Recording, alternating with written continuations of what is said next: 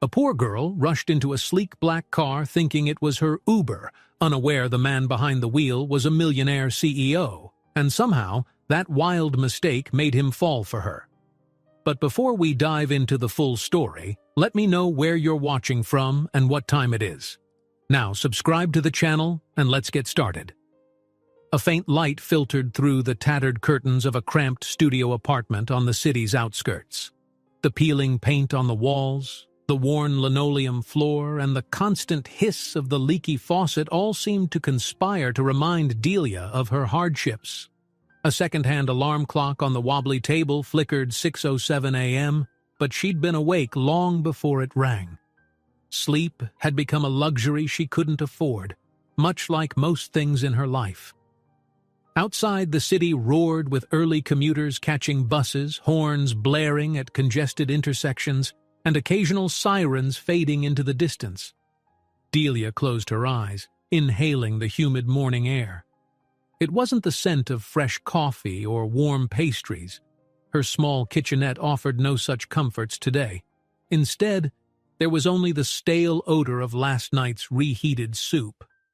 Yet despite the gloom, she clung to a spark of hope. She always did. That day she had to deliver a portfolio of sketches to the local design institute in the hopes of winning a meager scholarship that might change her path. She dreamed of becoming a fashion designer ever since she learned to hold a pencil, scribbling dresses and patterns on any scrap of paper she could find. But life had taught her to prepare for disappointments, so she gathered her tattered folder of ideas with both determination and dread. "Maybe today," she whispered.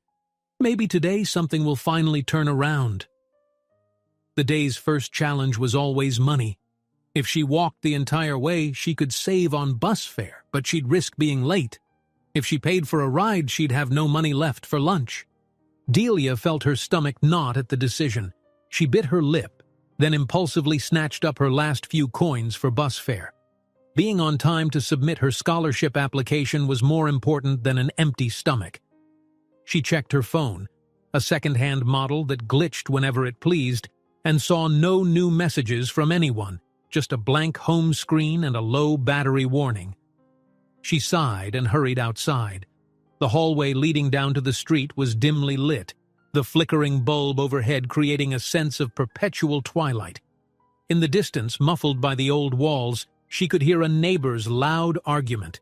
Here, arguments and heartbreak were commonplace. The building, like most in this neighborhood, bore silent witness to countless stories of struggle. Stepping onto the busy sidewalk, Delia merged into the city's current of people rushing to workplaces, some in expensive heels, others in worn sneakers. She looked down at her scuffed flats, patched in places with thread she'd used from leftover sewing projects. They'd have to last another month at least. As she turned the corner to the bus stop, the day's humidity pressed against her. Sweat beaded on her forehead, and she pulled her hair into a quick ponytail, trying not to stain her sketch portfolio with moisture. The bus arrived, belching dark smoke into the air. She entered, paid the fare with trembling fingers, and found a seat in the back. The trip passed in a haze of anxious thoughts. Could she really convince the scholarship committee that her designs were worth funding? Would she find a better job soon so she could finally move out of that suffocating apartment? She reached the Design Institute, a sleek, modern building that gleamed with polished floors and glass doors. Immediately, she felt out of place. Students stepped out of shiny cars, wearing chic outfits and chatting about weekend trips or expensive shows they'd watched. Delia clutched her portfolio. Each step echoed in her ears as she approached the reception desk. "Good morning," she whispered, clearing her throat. I'd like to submit my sketches for the scholarship program." The receptionist, a polished young man in a crisp shirt, gave her a fleeting glance. His gaze flicked to her worn shoes, her threadbare blouse, and for a moment, Delia felt the heat of shame in her cheeks. But the man simply handed her a form. "Fill this out. The submissions go down the hall to the right." It was neither friendly nor hostile, just dismissive. She let out a breath of relief. At least no immediate rejection. Holding the form, she moved to a small waiting area. Next to her sat others flipping through design sketches on expensive tablets or discussing collaborations. Her own portfolio felt like an artifact of another era. Just pencil, paper, and her heartfelt dreams. Moments later, she dropped her application into a large metal box with a sign reading, "Scholarship Entries." With that done, she left the building, trying to ignore the mocking voice in her head that said, "They'll never pick yours. They'll see you're just a nobody from the poorest corner of town." Outside, the city's heat had intensified. Delia shielded her eyes and considered her next move. She had only a handful of coins left, barely enough for a short bus ride. But she'd be skipping lunch anyway, so what was the point of saving the coins? Perhaps she should just walk to the small cafe where she sometimes found day jobs as a waitress. She needed every spare penny, but more importantly, she needed to show up quickly in case they had a shift. With her mind made up, she set off through the throng of midday crowds. The flamboyant city towers seemed to glimmer overhead, a world she'd never accessed. She had no idea that within those polished skyscrapers, fates were shifting. On the top floor of the city's tallest corporate building, Julien Dupont concluded a tense meeting. Dismissing his board members, he tugged at his tailored suit jacket, a reflex that revealed his impatience. Julien was the CEO of DuPont Enterprises, a conglomerate with roots in finance, tech, and real estate. Handsome, with a reputation for ruthless business acumen, he sat with furrowed brows as he rechecked numbers on his tablet. Shareholders demanded expansions, new acquisitions, bigger profits. He was used to the pressure, but something gnawed at him. The endless cycle of profiteering no longer sparked the excitement it once did. Lately, he found himself gazing from his penthouse window at the city below, wondering about the countless unknown faces, their stories, their struggles. A discreet knock at the door broke his reverie. His personal assistant, a crisp-suited woman named Janelle, stepped in. "Sir, the car is ready. You have that charity gala tonight, but first you wanted to check on the new design partnership?" "Right. Almost forgot." Julien had funded a small design competition earlier that year, something about awarding scholarships to raw talent. His PR team insisted philanthropic gestures improved public image. He rubbed his temples. "Let's just get it over with. Then I'll head to the gala." A few minutes later, Julien boarded the private elevator down to the parking garage. There, his driver awaited by a sleek black sedan, polished to perfection. Sliding into the back seat, he told himself it would be just another day of orchestrated appearances. The driver started the engine, and the hum of the air-conditioned cabin enveloped Julien in a familiar cocoon of luxury. His phone buzzed, another message from the gala organizer about tonight's program. He typed a quick reply, absent-mindedly glancing at the tinted windows. The city glided by in a blur of concrete and neon. He had no idea his day was about to take a sharp turn into the unimaginable. Delia, after an unsuccessful attempt at finding a shift at the small cafe, found herself trudging along an unfamiliar block.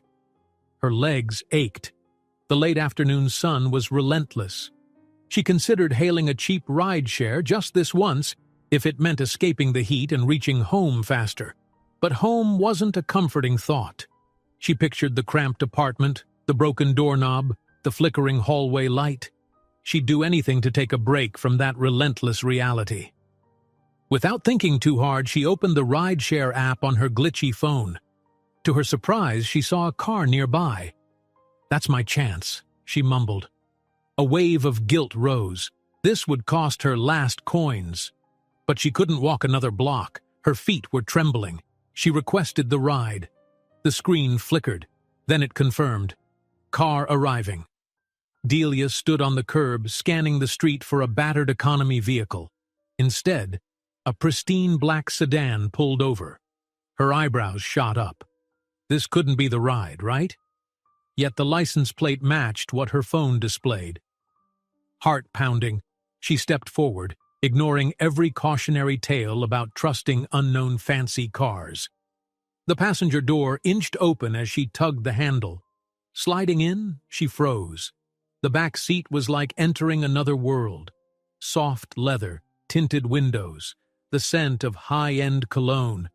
Her breath caught. In front, the driver's seat was empty, meaning this must have been one of those top-tier ride services. "Thank you," she whispered, hugging her portfolio to her chest, feeling distinctly out of place. A beep from the driver's display alerted Julian, who was scanning his phone. The seat behind him shifted. Strange. Janelle had told him he'd be riding alone today. He turned, confusion lining his features. Sitting there, wide-eyed, was a young woman in a simple blouse, hugging a tattered folder, shoes that had seen better days. She gaped at him, equally startled. For a moment, neither spoke. A strange hush filled the luxurious cabin, as if the city's clamor had faded to a distant echo. Delia felt her heart hammer in her chest. This was not a normal ride-share driver. This man wore an impeccable suit. He looked like he had stepped out of a magazine cover, yet before she could comprehend the mistake, the door locked automatically with the car's advanced security system. Hi, she finally managed. Are you my Uber?" A flicker of amusement danced across Julian's face, battling with surprise. "You're... what?" For a split second, it felt as though time itself had paused. The steady hum of the luxury sedan's engine became the only sound in the hushed interior.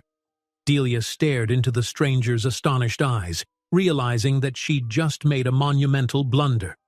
This was clearly not the low-cost rideshare she'd ordered. Everything about it screamed wealth and exclusivity. But how was she supposed to know? The license plate had matched, and she was exhausted from her long day. She swallowed hard, trying to form words to apologize. I'm so sorry," she stammered, her cheeks turning crimson. "The app said the driver was right here, so when I saw this car with the matching plate, I just assumed..." Julian DuPont blinked, still processing what had happened. He stole another glance at his phone's screen, confirming that the new security system must have glitched or cross-referenced the wrong trip. Only then did the absurdity of the situation hit him. A poor girl, obviously unaware of whose vehicle she'd stepped into, was now seated behind him, hugging a worn portfolio as though it was her lifeline. He couldn't suppress a faint grin. For Delia, the silence was unbearable. Was he angry? Amused? Ready to throw her out onto the sidewalk? She grasped the door handle, but with the advanced lock engaged, it wouldn't budge. "I'll get out right away," she insisted, her voice quivering with embarrassment. "I really didn't mean..." He lifted a hand, gesturing for her to stop. "Calm down," he said, voice low and controlled. "I can unlock it from the front. But do you mind telling me how exactly you ended up here? You said, an app told you to get in my car." Delia fought the urge to disappear into the seat cushions. She looked away, finding it hard to meet the intense gaze of this impeccably dressed man. She noticed the sheen of a designer watch on his wrist, the neatly combed dark hair, and the crisp lines of a suit that surely cost more than she made in a month, no, a year. Suddenly, every flaw in her own appearance, from her second-hand blouse to her cheap portfolio, felt magnified. "My phone, it showed me this plate number," she managed to explain. She held up her device, the screen still displaying some glitchy map. "I guess there was some sort of error or..." Julian exhaled, half in frustration at his faulty software, half in bemusement at this twist. "Wonderful," he muttered. "So that's what the new system does, picks up random rideshare requests and confuses them with my personal transport." Without another word, he tapped the controls on his console. The locks clicked. The door was free to open. Delia let out a small breath of relief, pulling on the handle. As she pushed the door ajar, hot city air rushed into the cool space. "Again, I'm sorry," she said softly, pivoting her torso to exit. "I'll find another way home." Before she could plant her feet on the pavement, Julian's driver, who had stepped away momentarily to confirm directions, returned, politely opening the front door. He froze upon realizing someone else was in the back. With a slight bow of apology, he slipped behind the wheel, ignoring Delia's wide-eyed look of embarrassment. The entire situation teetered between comedic and mortifying. Julian glanced at the time on his watch. The day had been long enough. He was due at a charity gala in less than an hour, and traffic was notoriously jammed around sunset. If he let this girl, shy, tired, obviously out of luck, walk away, something in his conscience would prick him for the rest of the night. And Julian DuPont was used to controlling every aspect of his life, including his lingering thoughts. "Wait," he said just as she was about to step out completely. His tone was firm but not unkind. "Where do you live? Are you far from here?" The question seemed strange in Delia's mind. Why did this stranger care? She hesitated, uncertain if revealing her address was wise. She'd never learned to trust easily, especially with men who had power or money. "Why do you ask?" He offered the ghost of a smile. "Because it's getting late, and I'm already behind schedule for an event. If you need a ride, and it's on the way, I can drop you off. After all, it's partly my fault this happened. Some glitch with my system. Consider it an apology from me." Delia weighed the offer. Being stuck in an unknown part of the city at dusk wasn't a pleasant idea, and she didn't relish the thought of another humiliating bus ride, but pride tugged at her heart. She never liked accepting handouts. Yet the alternative was walking, alone, in the dark. Possibly with enough money for a simple bus ride, except she'd used her last coins that morning. She swallowed her pride, forcing a shaky smile. "I'm in Orchard Row," she said at last, avoiding his eyes. "It's a few miles away from here." Julian nodded, then leaned forward to address the driver in a tone that brooked no argument. "You heard the lady. Orchard Row first, then the Westview Hotel for the gala." The driver gave a curt nod, starting the engine with practiced efficiency. In seconds, they merged into the pulsing flow of evening traffic. Delia expected awkward silence, but to her surprise, Julian asked about her day, about where she was coming from. Part of her hesitated. Why would he care? Yet another part felt an odd comfort. He spoke in a low voice, genuinely curious. So she found herself explaining that she'd been to a design institute to submit a scholarship portfolio. She mentioned working part-time, searching for any chance to save money, hoping one day to break into fashion. She left out the lonely apartment and her meager bank account. That was too personal. Julian listened quietly, occasionally nodding. He noticed how her face lit up at the mention of fabrics and sketches, a transformation from timid to passionate in a heartbeat. This girl was different from the society women he often encountered, those who flitted from one glamorous event to another without the faintest trace of real ambition. Delia radiated sincerity. Her eyes sparked with dreams he could almost see shimmering like an oasis in her mind. Somewhere behind them, the city's neon signs flickered to life. Cars honked. Pedestrians rushed across busy intersections. But within the sedan, a strange cocoon of calm enveloped them. A wealthy CEO, accustomed to deals in the millions, and a struggling young designer, barely scraping by. "Are you close with your family?" he asked casually, not quite sure why he ventured into personal territory. Her expression fell just for an instant. She pressed her lips together. "My parents passed away when I was little. I have no siblings. I mostly make do on my own." Julian cleared his throat. "I'm sorry. I shouldn't have pried." Delia forced a small smile. "It's okay. I'm managing. That's why this scholarship is so important. It might open doors that have been locked to me my entire life." She gave a self-conscious laugh, glancing down at her ragged portfolio. "I doubt my sketches will blow them away, but I have to try, right?" The sincerity in her voice caught Julian off guard. He realized, with a pang, that he couldn't remember the last time he'd spoken to someone who dared to show such pure vulnerability.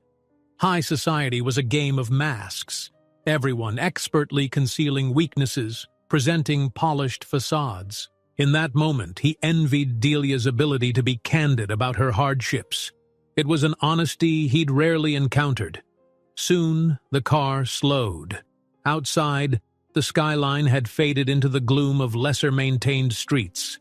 Buildings were older here, the sidewalks cracked, neon lights replaced by flickering bulbs and failing fixtures. Orchard Row was not the worst neighborhood, but it bore the marks of poverty. Delia pointed to a corner where the bus stop sign leaned at a crooked angle. "You can let me out right here," she said softly. "I live just a block down that way." Julian could sense her discomfort, perhaps not wanting him to see exactly which rundown building she called home. He nodded without pressing further. "All right, but let me at least get the door." Before she could protest, he was already stepping out on the curb. Night air rushed into the cabin again, carrying the faint scent of garbage bins and street food stalls in the distance. Delia scrambled to gather her portfolio, thanking him under her breath. When she tried to exit, her foot caught on the ledge, and she nearly dropped her sketches. A momentary panic flashed in her eyes, but Julian steadied her, placing a firm hand under her elbow. She stared at him, words stuck in her throat. He seemed poised, in control, like a statue carved out of the city's wealth.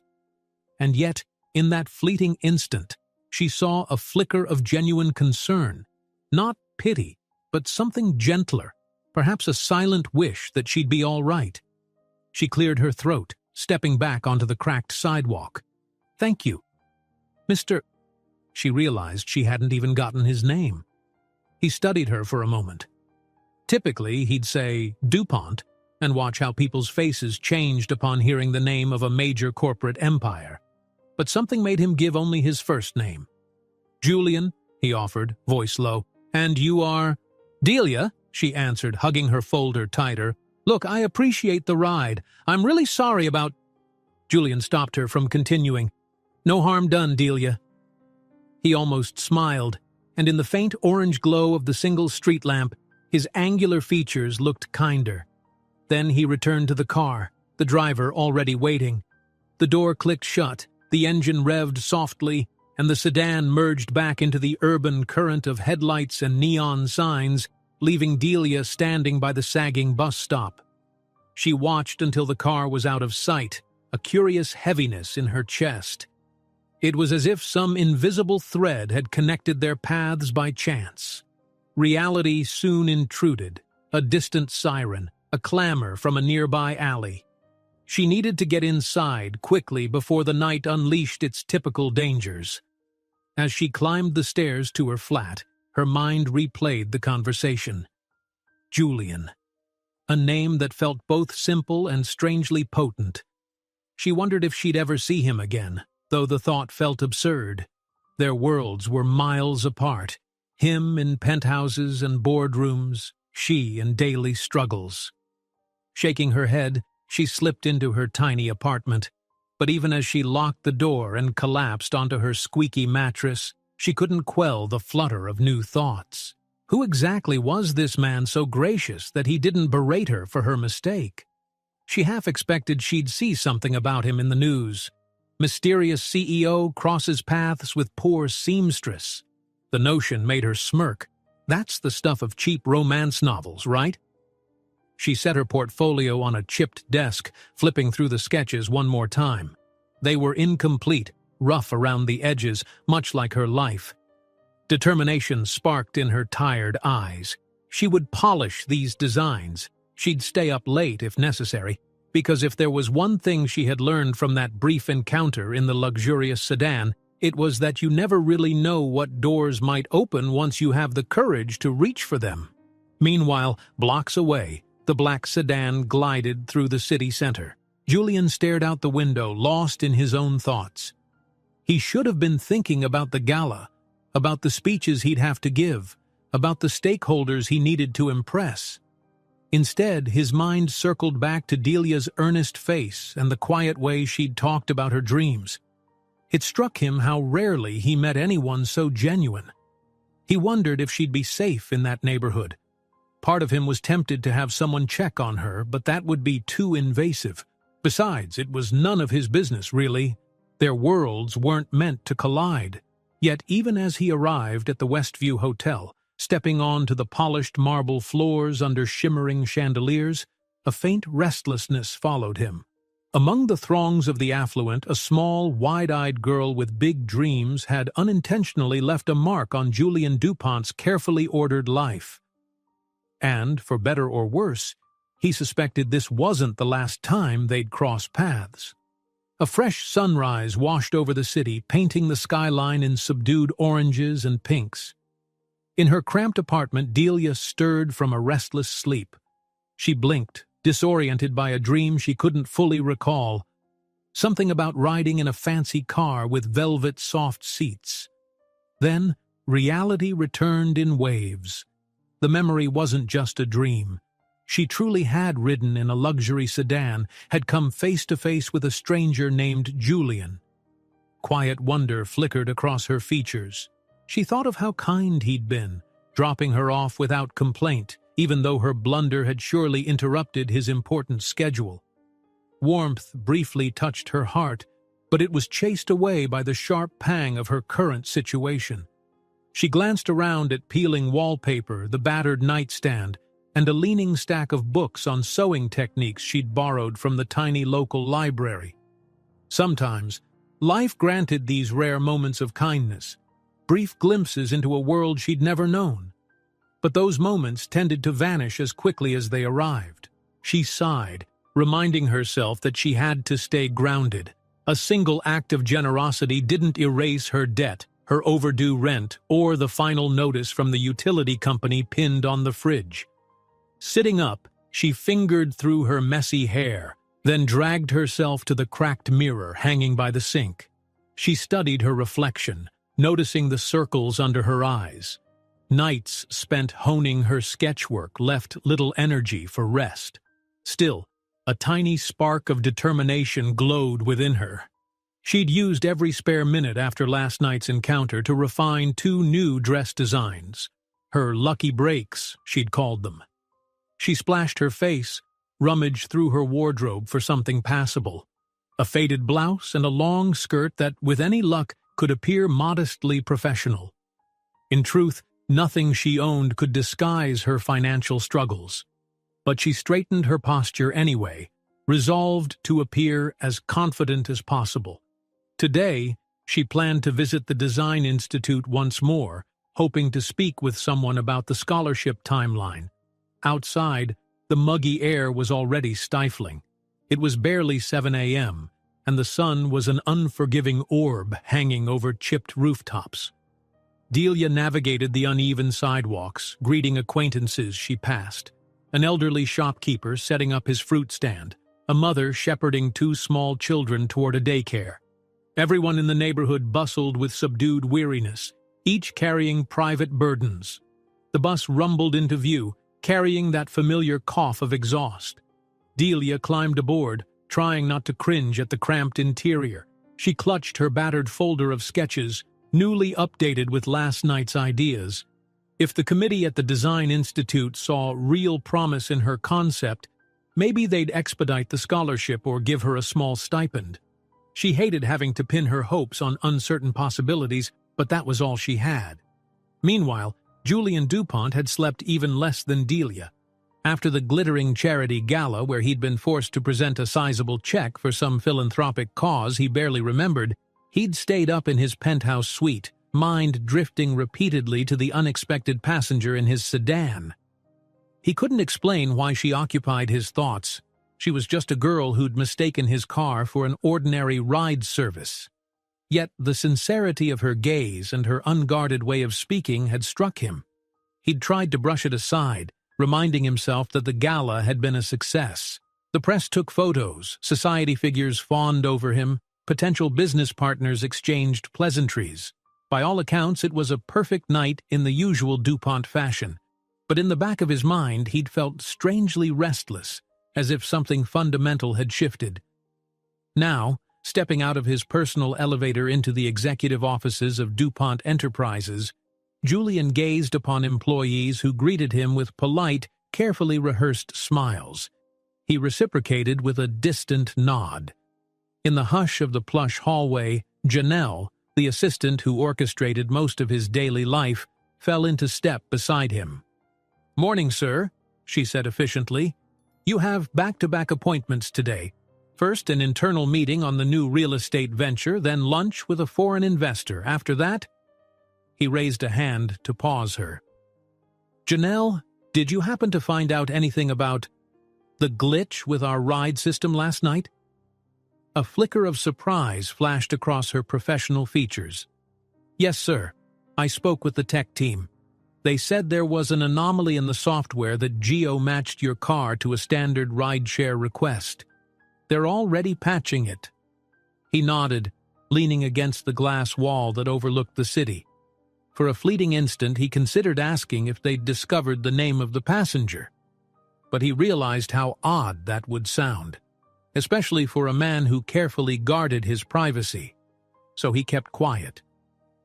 "That's fine," he said, forcing a neutral tone. "I just wanted to be sure it won't happen again." Back at the Design Institute, Delia wove her way through the bustling corridors. Aspiring designers clustered in small groups, discussing fabrics and color palettes. She felt a pang of envy, noticing how easily some spoke of traveling abroad to study fashion. She tried to keep her head up, but her insecurities clung to her like a weight. Finally, she reached the administrative desk. The same receptionist from before was there, tapping away at a computer. He barely glanced at her when she asked about the scholarship timeline. "Results won't be posted for another 3 weeks, he mumbled, stifling a yawn. "If you get chosen, you'll receive an email. If you don't, no further communication." Delia's heart sank. 3 weeks felt like an eternity. Bills wouldn't wait that long. Her landlady had grown increasingly impatient. She forced a polite nod, thanked the receptionist, and retreated, her shoulders heavy. She was about to head for the exit when a door labeled Studio Lab caught her eye.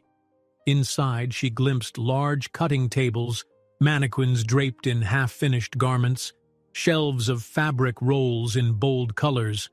It looked like a wonderland of possibility. She hesitated for only a moment before stepping inside, curiosity outweighing her caution. A handful of students worked busily, measuring or pinning fabrics. The hum of a sewing machine merged with low conversation. Delia ran her fingertips over a bolt of shimmering satin, mesmerized. "Can I help you?" a voice asked behind her. A young woman with dyed pink hair and fashionably ripped jeans regarded her with mild suspicion. Delia mustered a smile. "Sorry, I was just admiring the workspace. I'm applying for the scholarship program here and—" The other girl softened. "Right. Well, we don't usually let outsiders just roam in, but if you want to watch for a moment, that's okay. Maybe you'll join us if you get accepted." That small gesture of inclusivity warmed Delia's heart. She spent a few minutes studying how the students pinned patterns, pressed seams, and debated design elements. It was a glimpse of the future she craved. The entire environment, creative chaos, the whir of sewing machines, talk of silhouettes, made her pulse race with anticipation. By the time she left, her resolve had crystallized. She would keep pushing forward, scholarship or not, even if it meant scraping by with extra shifts at the cafe or taking odd sewing jobs. She'd do anything to one day call a place like that home for her craft. Later that morning, Delia sat on a bench outside the institute, letting the city's noise swirl around her. She rummaged through her phone, checking for any job postings. A beep indicated a new message. The cafe manager wanted her to cover a shift that afternoon. Relief surged through her. Maybe it wouldn't pay much, but it would cover a fraction of what she owed. She briskly rose and headed toward the nearest bus stop. Traffic crawled. Hours melted away. By the time she arrived at the cafe, a cozy corner place with mismatched tables, her stomach growled from skipping lunch again. Still, she tucked away her hunger. She changed into an apron and got to work, balancing trays of coffee and pastries. Inside the air-conditioned elegance of DuPont Enterprises, Julian paced before his floor-to-ceiling windows. The rest of the morning had been a haze of meetings, numbers, profits, expansions. It all blurred. Somehow, each conversation felt less significant than usual. He remembered how Delia had spoken passionately about her sketchwork. A certain sincerity had glowed in her eyes. That kind of spark, that hunger for creation. He rarely glimpsed it in corporate halls. Most associates were driven by ambition or a thirst for money. But genuine passion for an art? That was rare. Before he realized what he was doing, he opened his phone's contact list, tapping a number. It rang twice. A mild voice answered, "DuPont Charitable Foundation offices, good afternoon." "Good afternoon," Julian said. "This is Julian DuPont. I'd like some information about the local design scholarship we're sponsoring, the one that's being administered through the city's institute." A brief shuffle of papers on the other end. "Ah, yes, Mr. DuPont. We have a partnership with them, providing grants to underprivileged design students, if I'm not mistaken. Is there something specific you'd like to know?" Julian hesitated, suddenly feeling uncharacteristically unsure. "Well, just the status. When do they announce recipients? How many spots are open this year?" The clerk explained that they were awarding a small number of grants, all decided by a panel at the Institute in collaboration with the Foundation's guidelines. Announcements wouldn't come for another few weeks. Julian nodded to himself, trying to sound casual. "All right. Keep me posted. I might want a final look at the shortlist before final decisions are made." "Certainly, sir," came the polite reply. He ended the call, gaze drifting toward the urban sprawl below his office. Why was he doing this? He told himself it was merely to check on a philanthropic initiative, ensuring it ran smoothly. Yet he couldn't ignore the small hope flickering in his chest, that maybe among the entries a certain portfolio from a girl named Delia would stand out, and if it didn't, perhaps there was something he could do. A quiet nudge, an extra slot. The very thought felt both noble and strangely personal. He'd never meddled in scholarship processes before, priding himself on fairness and professional distance. But this time, the idea of letting that spark of talent go unnoticed troubled him more than he cared to admit. With a quiet exhale, Julian resolved to keep track of the scholarship's progress. If fate willed it, and if her work was truly as earnest as her words suggested, maybe he could help. A single gesture could make all the difference for someone on the brink. He pressed a button on his desk, summoning Janelle with a new meeting request. As he waited, a subdued excitement pulsed in his veins, a hint that, for once, not everything in his life was about cold strategies or business expansions. Something new, something more human, had entered his rigid world. That evening, Delia finished her cafe shift with throbbing feet and the smell of coffee clinging to her clothes. Tips had been decent, but still a pittance compared to her obligations. She walked home under flickering streetlights, clutching the envelope of her pay. She couldn't know that somewhere in a penthouse overlooking the city, a man named Julian was about to set unexpected forces in motion. Forces that might just bridge the chasm between her modest bench outside the Design Institute and the world of opportunity she dared to dream about. A dull drizzle greeted Delia as she stepped onto the curb the next morning, her umbrella riddled with tiny holes that did little to repel the steady drip of rain. Despite the gloomy weather, she wore a small, determined smile. She had new leads on small sewing gigs, nothing fancy, just hemming pants, patching shirts, or altering a neighbor's old dress. Every bit of income mattered. She clutched an envelope containing the cafe's previous day's pay. After covering rent with her landlady, who had eyed her with typical skepticism, Delia was left with a handful of crumpled bills. Not enough to last the week, but it would keep the lights on a little longer. She quickened her pace, stepping over puddles on her way to the local library. The library was her refuge. Its aging shelves and worn carpets smelled of old paper and dust, a comforting aroma of possibilities. She needed their free internet to check job postings and see if the Design Institute had any workshop announcements. Settling at a faded wooden table beneath a flickering ceiling light, she booted up one of the library's antiquated computers. Her email inbox blinked. The usual spam, a polite but firm reminder from her phone carrier about her overdue balance, and something from the Design Institute's events department. She held her breath as she clicked it open. Invitation to Open Workshop, Designers Showcase. The body of the email explained that next week, the Institute would host a one-day workshop and mini-exhibition, giving prospective students, particularly scholarship applicants, a chance to see professional demonstrations. They encouraged participants to bring a single garment or design concept to display for feedback. It wasn't the official scholarship result, but it was an opportunity to show her work to potential mentors, maybe even snag a connection that could help her career. A flutter of excitement rose in her chest. True, it required some materials and likely a small participation fee, but perhaps she could manage. Even if it meant skipping meals, she was determined to go.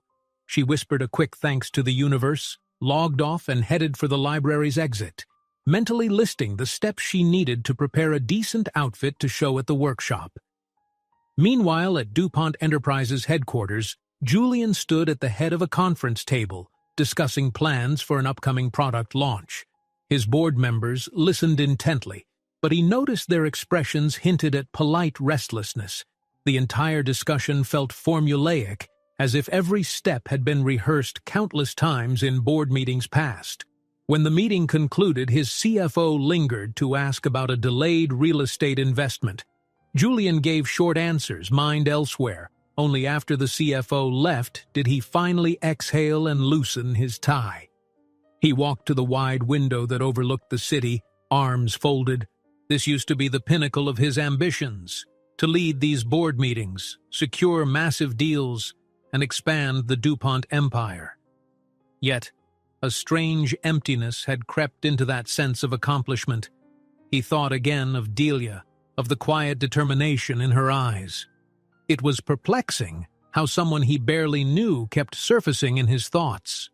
Still, he found himself more committed than ever to follow up on that design scholarship.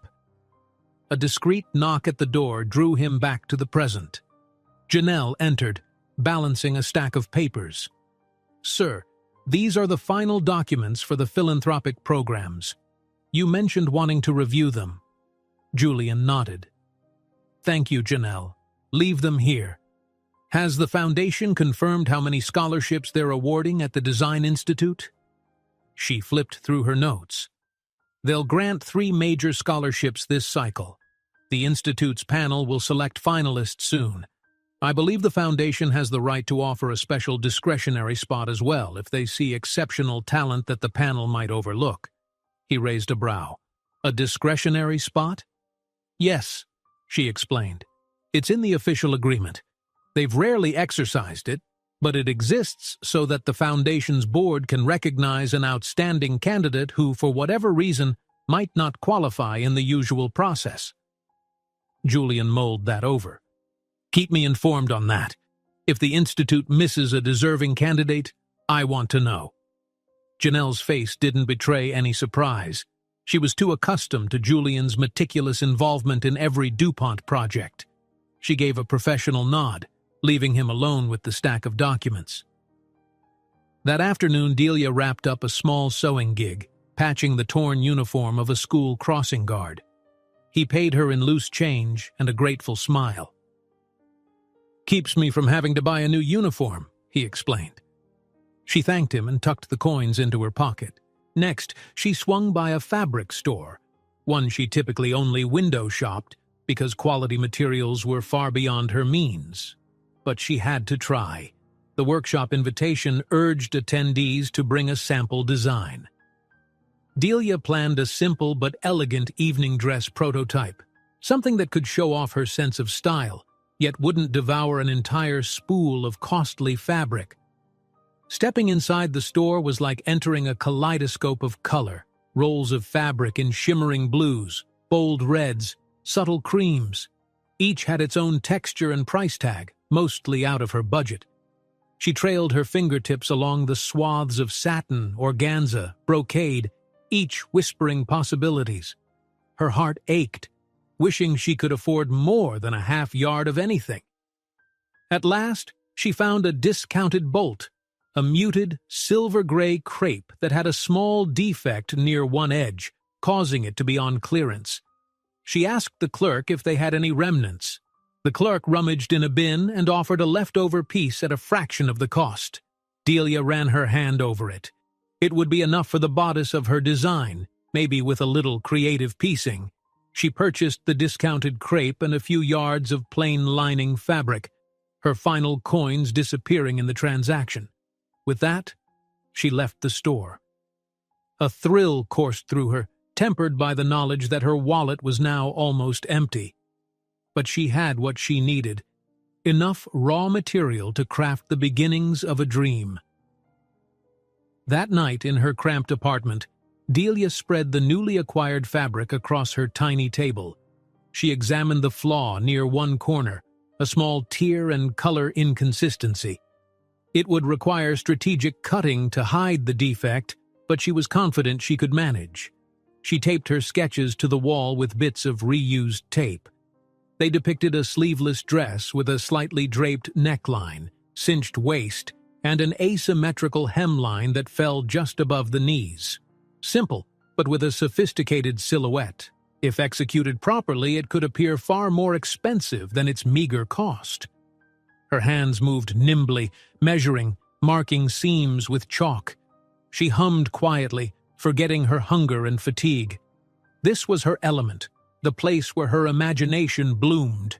Every now and then, a drip from the faucet or the rumble of traffic outside jarred her from concentration, but she kept at it until past midnight.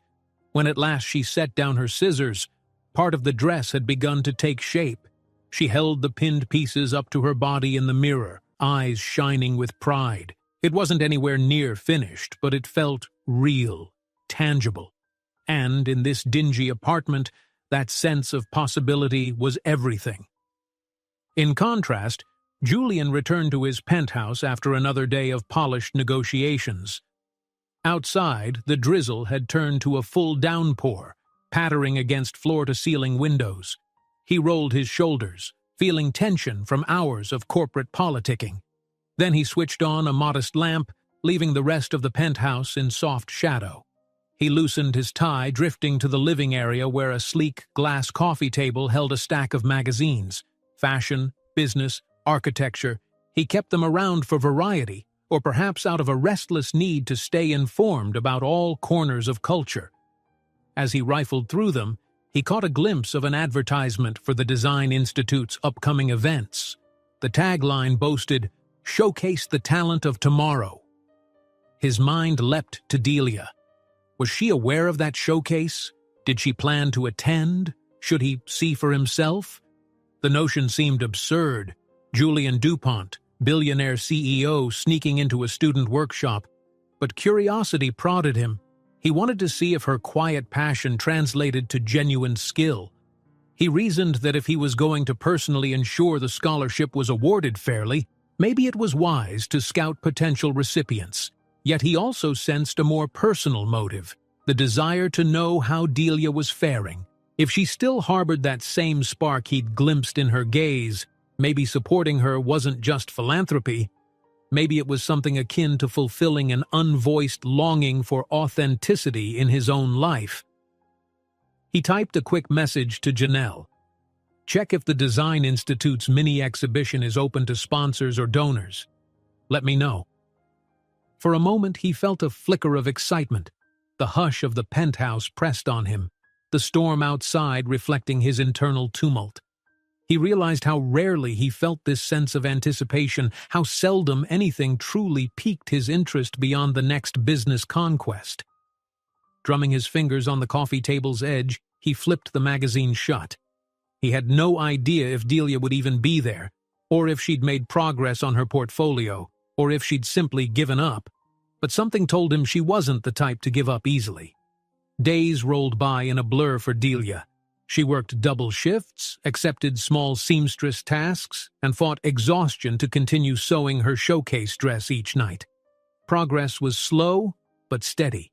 She borrowed a friend's iron and pressing board, meticulously smoothing each seam so the garment would look clean and professional. She rummaged through her limited resources for any spare embellishments. In a thrift store, she found an outdated beaded top, threadbare and stained. But the beadwork near the neckline was exquisite.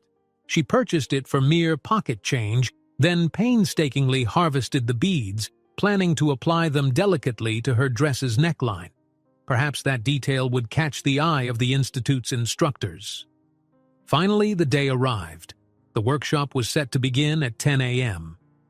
Delia woke with a pounding heart, triple-checking that she had everything. The half-finished dress, pinned onto a form she'd rigged from a foam mannequin torso, plus her sketches. She wore her best outfit, still an old blouse and skirt but carefully pressed. No money for a taxi, so she left early to walk most of the way, carrying her creation under a protective plastic cover to shield it from any stray drizzles. Outside the Institute, the sidewalk buzzed with young designers wheeling rolling racks, mannequins wrapped in plastic, arms full of fabric and sewing kits. Delia's stomach churned. Many wore stylish clothes, hair perfectly coiffed. Their confident chatter indicated they'd done this 100 times. She felt like a lone sparrow among peacocks. Inside, a large hall teemed with activity. Rows of tables and stands were set up for participants to display their pieces. Delia found an unoccupied space near the back, grateful to avoid the main spotlight. She carefully arranged her garment, smoothing creases with trembling hands. "First time here?" someone asked. Delia turned to see an older woman, possibly a professor wearing a flowing caftan. She had warm, appraising eyes. "Yes," Delia replied, trying not to fidget. "I'm just a scholarship applicant." The woman smiled. "Well, don't be shy. This workshop is about growth, not perfection." Then she wandered off to help another student, leaving Delia oddly comforted. Julian's car navigated the busy streets leading to the Institute, tinted windows concealing his identity. Janelle had discreetly arranged for him to attend as a foundation representative, which wasn't far from the truth. He surveyed the passing scenery with a mix of anticipation and nerves, an unusual sensation for him. He reminded himself that he was simply here to observe. No personal agenda. Of course not. As the sedan pulled up, he slipped on a pair of understated sunglasses and stepped out, leaving his usual entourage behind. Inside the building, he was directed to the hall where the mini-exhibition took place. The hum of excitement reached him even before he entered, voices discussing fabrics, colors, and final touches. He walked among the displays, nodding politely at designs that caught his eye. Some were clearly well-funded with luxury materials and professional finishing. Others showed raw creativity, if less polish. Julian felt strangely out of his element. In these halls, creativity reigned, a far cry from corporate spreadsheets and polished marketing pitches. And then, near the back, he saw her. Delia stood by a simple table, adjusting a draped silver-gray dress on a makeshift mannequin. She wasn't wearing anything flashy, just that same determined air he remembered. A gentle look of focus tightened her features. He paused, making sure to keep some distance, uncertain if she'd be happy or mortified to see him. From a vantage behind a rack of garments, he watched as a couple of Institute staffers approached Delia's display. She spoke quietly, pointing out her sketches, carefully explaining the design's lines, the beadwork she'd salvaged. The staffers nodded, offering mild praise and suggestions. Julian couldn't make out every word, but he caught glimpses of her face, nervous but proud. A small, unexpected surge of admiration warmed his chest. What was it about her that evoked such a feeling? Maybe it was the sheer tenacity she radiated. He felt a spike of guilt for standing like a voyeur. Perhaps he should greet her, but how? "Hello? Remember me? The guy whose car you accidentally got into?"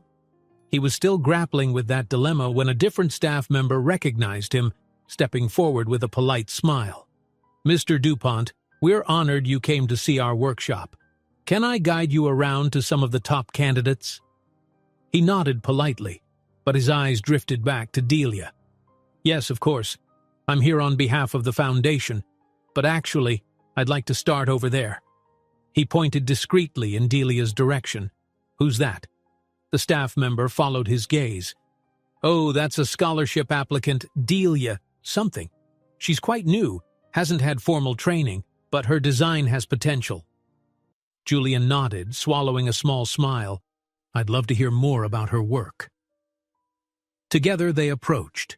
Delia, absorbed in making sure her display didn't topple, didn't notice them until they were mere steps away. She turned, and her breath caught. Because there he was, Julian DuPont, in the flesh, dressed in a tailored suit that somehow seemed subdued, yet still unmistakably expensive. For an instant, shock flashed in her eyes. Her mind spiraled. Why was he here? How did he find her? Was he part of the Design Institute's staff or a sponsor? She fumbled to steady the mannequin. Julian gave her a polite, reassuring nod. "Hello, Delia." His tone was calm, as though he'd run into an old friend. "It's good to see you again." Her face heated, words tangling on her tongue. She managed a shaky greeting, tugging self-consciously at her blouse. The staffer began to praise her design, highlighting how creative she'd been with limited materials. Julian listened, occasionally glancing at Delia to gauge her reaction. She stood stiff as a post, clearly uneasy. When the staffer drifted on to greet others, Julian and Delia faced each other in awkward silence. The hum of conversations and rustling fabric seemed to fade around them. Finally, Julian stepped closer, voice low so only she could hear. I didn't realize you'd be here," she blurted, feeling silly the moment it left her lips. Of course he'd be here for some reason. He was obviously connected to the Institute. He managed a small grin. "Let's just say I have an interest in their scholarship program. So you're showcasing your dress?" He glanced at the garment and let out a quiet exhale. "It's beautiful work." Her heart pounded at the compliment. "It's not finished yet," she mumbled. "I'm hoping to refine the side seams and fix the drape. But thank you." Julian nodded. "May I?" He motioned to the fabric near the waistline, and when she nodded, he ran his fingertips lightly over the carefully sewn pleats. There was genuine admiration in his eyes. Delia felt her cheeks warm again, uncertain if she was more embarrassed or proud. Before she could stammer out more than a polite thanks, the older professor in the flowing caftan reappeared, clearing her throat in a friendly manner. "Delia, I see you have quite an esteemed visitor," she teased lightly. Then, turning to Julian, "Mr. DuPont, is it? The staff mentioned you might observe today on behalf of the Foundation." "Yes," he said, carefully stepping back from the dress. "I'm here to see the potential scholarship recipients. Delia's design caught my eye." Delia's stomach flipped. The professor smiled. "We're going to give her feedback shortly in a small critique group. You're welcome to observe." Julian turned to Delia. "Do you mind if I listen in?" She swallowed. The possibility of him hearing every critique on her work made her nerves spike. But curiosity, and perhaps a desire to prove she was capable, pushed her to nod. "All right," she whispered, "if you want to." As the professor led them to a table where a group of instructors waited, Delia tried to calm the whirlwind inside her. She never imagined a day like this. Her modest design in front of real professionals and incredibly the man whose car she'd randomly entered weeks ago. Whether this was fate or coincidence, she couldn't say. All she knew was that if she wanted to seize this chance, truly chase her dream, she'd have to keep her wits about her. Because for better or worse, Julian DuPont was here, and his presence alone felt like a doorway into a different world. The circular critique area at the Institute's workshop had been set up with simple folding chairs, a few tables for displaying designs, and a half-dozen instructors, each clutching clipboards. A few fellow scholarship applicants hovered in the wings, anxiously awaiting their turn. For Delia, it felt like stepping onto a stage. She carefully positioned her partially finished gray crepe dress atop a dress form. The lighting was harsh and direct, revealing the garment's every seam and subtle imperfection. Her hands trembled as she smoothed down the skirt. The clack of a pen from one of the instructors made her jump. A wave of self-consciousness swept through her, and she was suddenly hyper-aware of her second-hand blouse and scuffed shoes. Julian took a seat off to the side, near an instructor wearing bold-rimmed glasses. Though he attempted to look at ease, Delia sensed an undercurrent of tension in his posture. She wondered what in the world he must be thinking. Just days ago she'd been scrambling for bus fare, and now he was here, observing her design like an unexpected guardian angel, or perhaps a silent judge. Either way, her heart pounded. "All right, Delia," said an older professor with salt-and-pepper hair and a gentle smile. "We've seen your sketches and a bit of your process photos. Now, can you explain the inspiration behind this piece? What kind of statement or customer are you envisioning?" Delia drew a shaky breath. She'd rehearsed her explanation in her head 100 times. "I wanted to create something that felt both accessible and refined," she began, voice wavering. "I used a draped neckline to convey elegance, with beaded detail around the collar to catch the eye. But I chose a simpler silhouette and a neutral color so it could fit multiple occasions. It's for a woman who wants a graceful look but doesn't have a huge budget." An instructor with bright blue hair nodded approvingly. "That's a thoughtful direction. Did you use a commercial pattern for the bodice or draft it yourself?" A flicker of pride sparked in Delia. "I drafted it myself. I had to.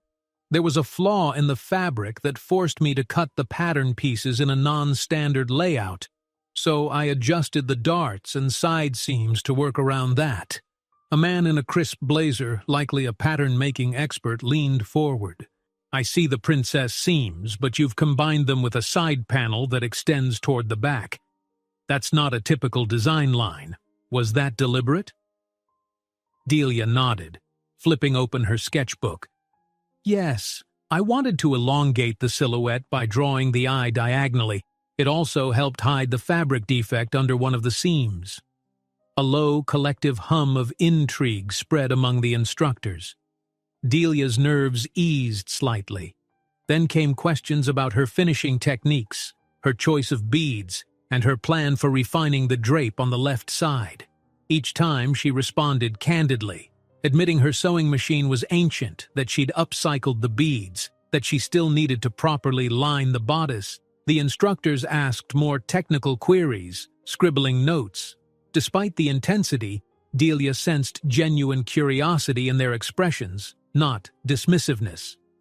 Julian watched from the sidelines, arms folded. He caught her eye once, offering a faint smile of encouragement. That small gesture buoyed her. He seemed genuinely impressed, perhaps even proud. It was bewildering to feel comfort from a man she barely knew. Yet his presence steadied her trembling heart, reminding her that, improbable as it was, someone believed she belonged in this environment. At length, the lead professor thanked her and excused the panel for a brief consultation. They stepped aside to converse in hushed tones. Delia rubbed her palms on her skirt, feeling the adrenaline subside. She had no idea if she'd met their standards or not. The only certainty was that she'd spoken her truth. "You did great," murmured a voice to her left. She turned to find Julian standing a respectful distance away. He'd approached quietly once the instructors stepped aside. His gaze flicked from the dress to her tense expression. "They asked a lot of questions, but you handled it well. You showed them you know your craft." Delia managed a small smile. "I'm just grateful they listened. Most of the time people shrug off my ideas because I don't have formal schooling." "I doubt anyone here shrugged you off," Julian said, nodding toward the group of instructors still chatting. "They were obviously interested in how you worked around the fabric flaw. That's real ingenuity." Then, lowering his voice, he added, "And that's the kind of thing scholarship committees look for, a spark plus technical adaptability." She studied him a moment, trying to unravel his intentions. She still didn't fully comprehend why he was so invested. But his words warmed her chest like a carefully lit flame. "Thank you," she whispered, glancing down at her hands. "I appreciate the support." Before Julian could respond, the professor in the flowing caftan beckoned Delia closer. "We've discussed it," she said with a welcoming smile. "While this isn't a final decision on the scholarship, we want to note how impressed we are with your resourcefulness. We see room for growth, particularly in refining your tailoring, but your problem-solving and sense of proportion are wonderful. Keep developing your techniques. You show a great deal of promise." Delia's cheeks burned with relief and joy. Bowing her head, she thanked them profusely. Part of her wanted to jump up and shout. Her piece had been taken seriously by professionals, her very first validation from people in this industry. As the group moved on, Delia dared to exhale. She felt nearly weightless. Julian hovered at her side, observing the surge of emotion shining in her eyes. "That sounded like very good feedback," he commented, lips curving in a slight smile. "You should be proud." Unable to contain her grin, Delia nodded. This was more than I hoped for. Even if I don't get the scholarship, I'll keep pushing. At least now I know I'm not completely off track." He watched her face glow. Something about her unguarded happiness stirred him in ways he hadn't anticipated, like a reminder of simpler triumphs, victories unmeasured by stock shares or bottom lines. A polite cough interrupted. The older professor with salt and pepper hair had returned, regarding Julian with a curious air. "Mr. DuPont, you might be interested to know our entire workshop group is assembling for a short presentation in the lecture hall. Students will discuss their inspirations, and we'll talk about next steps. You're welcome to attend. Would you like Delia to join you?" Delia blinked, nerves flaring again, but Julian nodded smoothly. "Yes, I'd like that. If Delia is comfortable going?" A mixture of excitement and intimidation whirled inside her. Could she keep up with these more experienced applicants in a lecture hall setting? Then again, opportunities to glean advice from professionals were priceless, and Julian's presence gave her a strange sense of security. So she swallowed her nerves. "I'd love to come," she said quietly. They followed the professor across the bustling workshop floor, weaving between dress forms, cutting tables, and garment racks. Delia clutched her phone, silently praying her landlady wouldn't text about the next rent deadline. For now, she wanted to savor this moment without real life crashing in. The lecture hall resembled a small auditorium, seats arranged in rows facing a modest stage. Students, staff, and a few potential donors were already filtering in. Julian guided Delia to sit beside him near the front, though she hesitated, feeling she had no right to such a prime spot. Still, he insisted politely, and she relented. A flurry of introductions preceded the presentation. Each of the Institute's lead instructors took turns at the podium, discussing design philosophies, upcoming scholarship timelines, and the importance of fresh voices in the fashion world. Delia attempted to memorize every nugget of wisdom, heart drumming with excitement. She'd never experienced something quite so formal, so intellectual about what she'd always done instinctively. When the panel opened the floor to questions, established students peppered them with queries about advanced pattern-making software, recommended overseas internships, and niche historical influences. Delia listened in awe, scribbling notes on scrap paper she dug from her purse. She felt like an outsider peering through a window into a dream, but she was determined not to remain an outsider for long.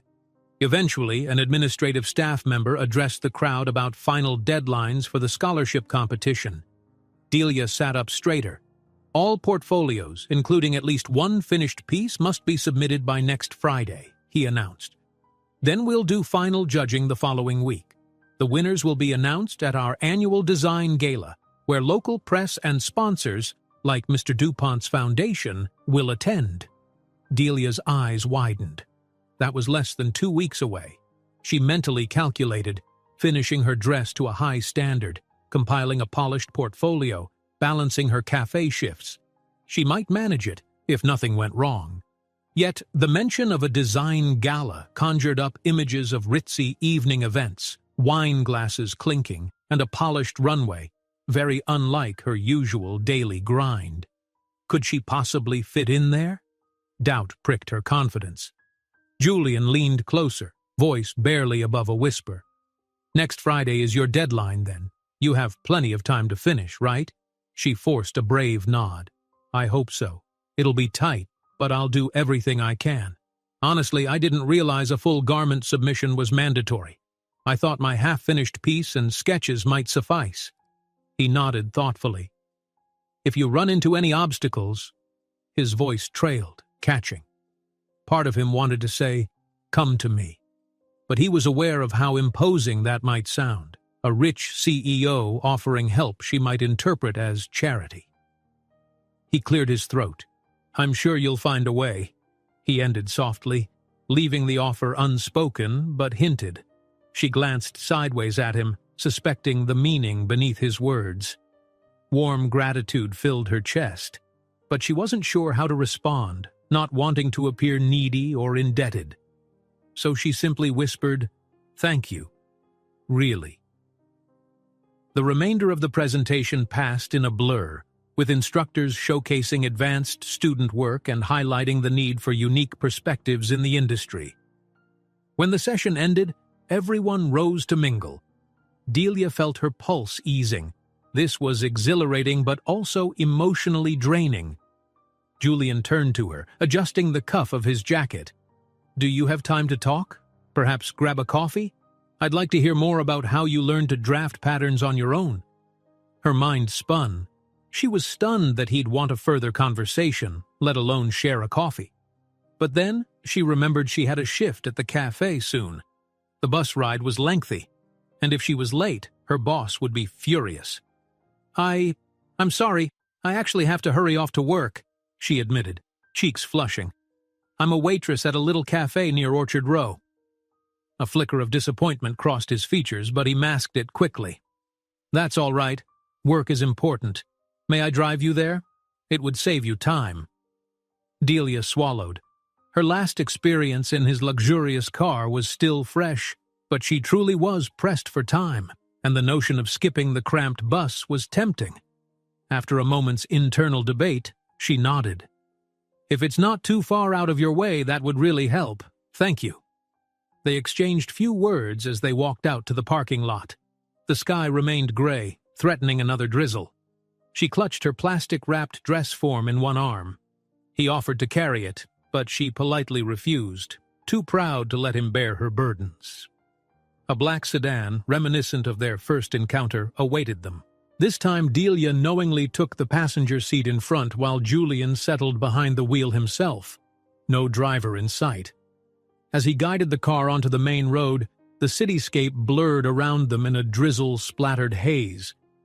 Delia gave directions, occasionally glancing at Julian's steady profile.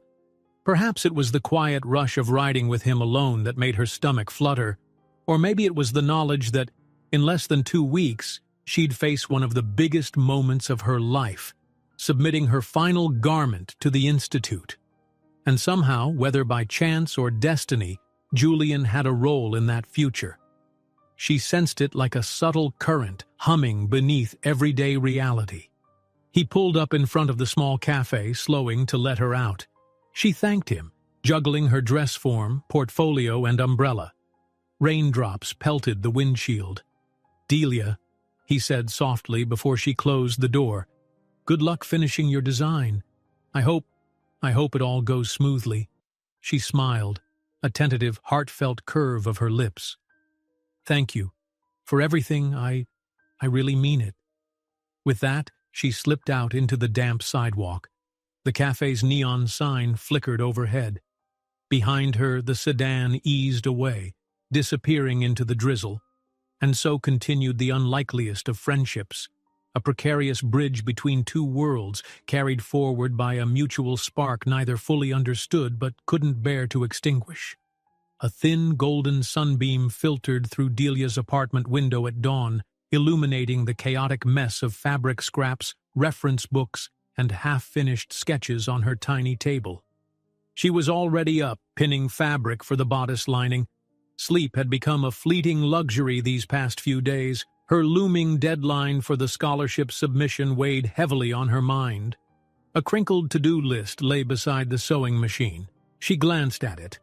Finish all hems. Add final beadwork. Secure hidden zipper. Photograph for portfolio. Print sketches in color. Borrow money for printing? Her forehead creased at the last item. Even the cost of color printing was more than she could comfortably spare. Yet the judges always seemed to appreciate neatly presented portfolios. She chewed her lower lip, mentally balancing her cafe tips and the cost of thread, needles, and a few bus fares. If nothing unexpected came up, she might manage it. But in Delia's world, something unexpected almost always did. Just then her phone pinged. She dropped her needle to check the screen, an anxious reflex. Her heart sank. A message from her landlady, terse and unyielding. Rent due next Monday. Don't be late this time or I'll have to give notice. Setting the phone aside with a trembling hand, Delia inhaled sharply. Monday? She'd been hoping to push rent to the end of the week. That left only her upcoming cafe shift and some small mending tasks to gather enough money. She rubbed her temples, determined not to let panic derail her sewing, one crisis at a time. With resolve, she returned to the bodice lining. Time slipped by in a haze of whirring stitches and the hiss of steam from her borrowed iron. The sun climbed higher, lighting the worn wallpaper. Eventually, hunger forced her to break. She rummaged for a single packet of instant noodles, the last in her cupboard. She half-heartedly boiled water, mind spinning with strategies for rent. Maybe she could ask for a small advance at the cafe. But the manager was already tight on funds, or she could try to peddle a few sketches to some local boutique. That seemed far-fetched. She pictured picking up the phone, calling Julian, but the idea both reassured and frightened her. She'd never been one to beg for help. Pride formed a hard knot in her throat at the mere notion. Shaking off the thought, she slurped the watery noodles and went back to work. If she could at least finalize her scholarship entry, perhaps she'd stand a real chance at forging a better future.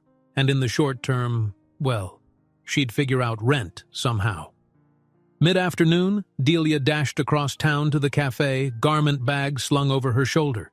She didn't dare leave the precious, nearly finished piece at home for fear of a leak or some other disaster. At least she could keep an eye on it while working her shift. The cafe was mildly busy. Customers sipped coffee and tapped on laptops, while the pastry case gleamed with muffins and croissants. Delia slipped on her apron, plastering a polite smile. By now she had the routine down pat. Greet each table, memorize orders, and dart between cappuccino machine and pastry counter. The hours ticked by in a flurry of steaming cups and clinking plates. Though physically exhausting, the work gave her a chance to mentally plan her final steps for the dress. She'd add extra beading near the collar, refine the drape at the left hip, and triple-check that all seam allowances lay flat. With luck, she could photograph it tomorrow, then print out her designs on Monday, right before delivering them to the institute. A familiar figure at a corner table jolted her from her thoughts. She nearly dropped her notepad. Julian DuPont sat there, dressed in a crisp shirt with sleeves rolled just enough to reveal a sleek watch. He was studying the cafe menu, though he seemed more relaxed than one might expect of a powerful CEO. Was he here on purpose? Did he know she worked today? Her face heated. Clutching her notepad, she hesitated. Approaching him felt daunting. Yet he was a customer. Summoning courage, she crossed the floor with measured steps. "Hello," she said quietly, voice more timid than usual. Welcome. What can I get for you?" He glanced up, a quick smile lighting his face. "Hello, Delia." I'll just have a latte, please. No sugar. And maybe a slice of that banana bread? She jotted down the order, trying not to appear overly flustered. Sure, right away. When she turned to go, he gently touched her elbow. Any chance you have a break soon? He asked softly. I hoped we could talk a bit, if you don't mind. Delia swallowed. I get a short break in about an hour after the lunch rush. She noticed her manager eyeing her from the counter, so she flashed a polite smile to Julian and retreated. As she made his latte, her heart drummed. Why was he here? It wasn't that she was unhappy to see him. Part of her felt a surprising relief, but another part braced for awkwardness. Within minutes, she delivered the latte and banana bread. Here you are, she said, setting them on the table. He nodded his thanks and resumed browsing something on his phone. She darted off to handle other customers, though she occasionally sneaked glances at him. He sipped slowly, seeming patient and unhurried, unlike typical corporate hotshots who bark orders for quick coffee. When the lunch rush dwindled, Delia ducked into the back room, hanging up her apron.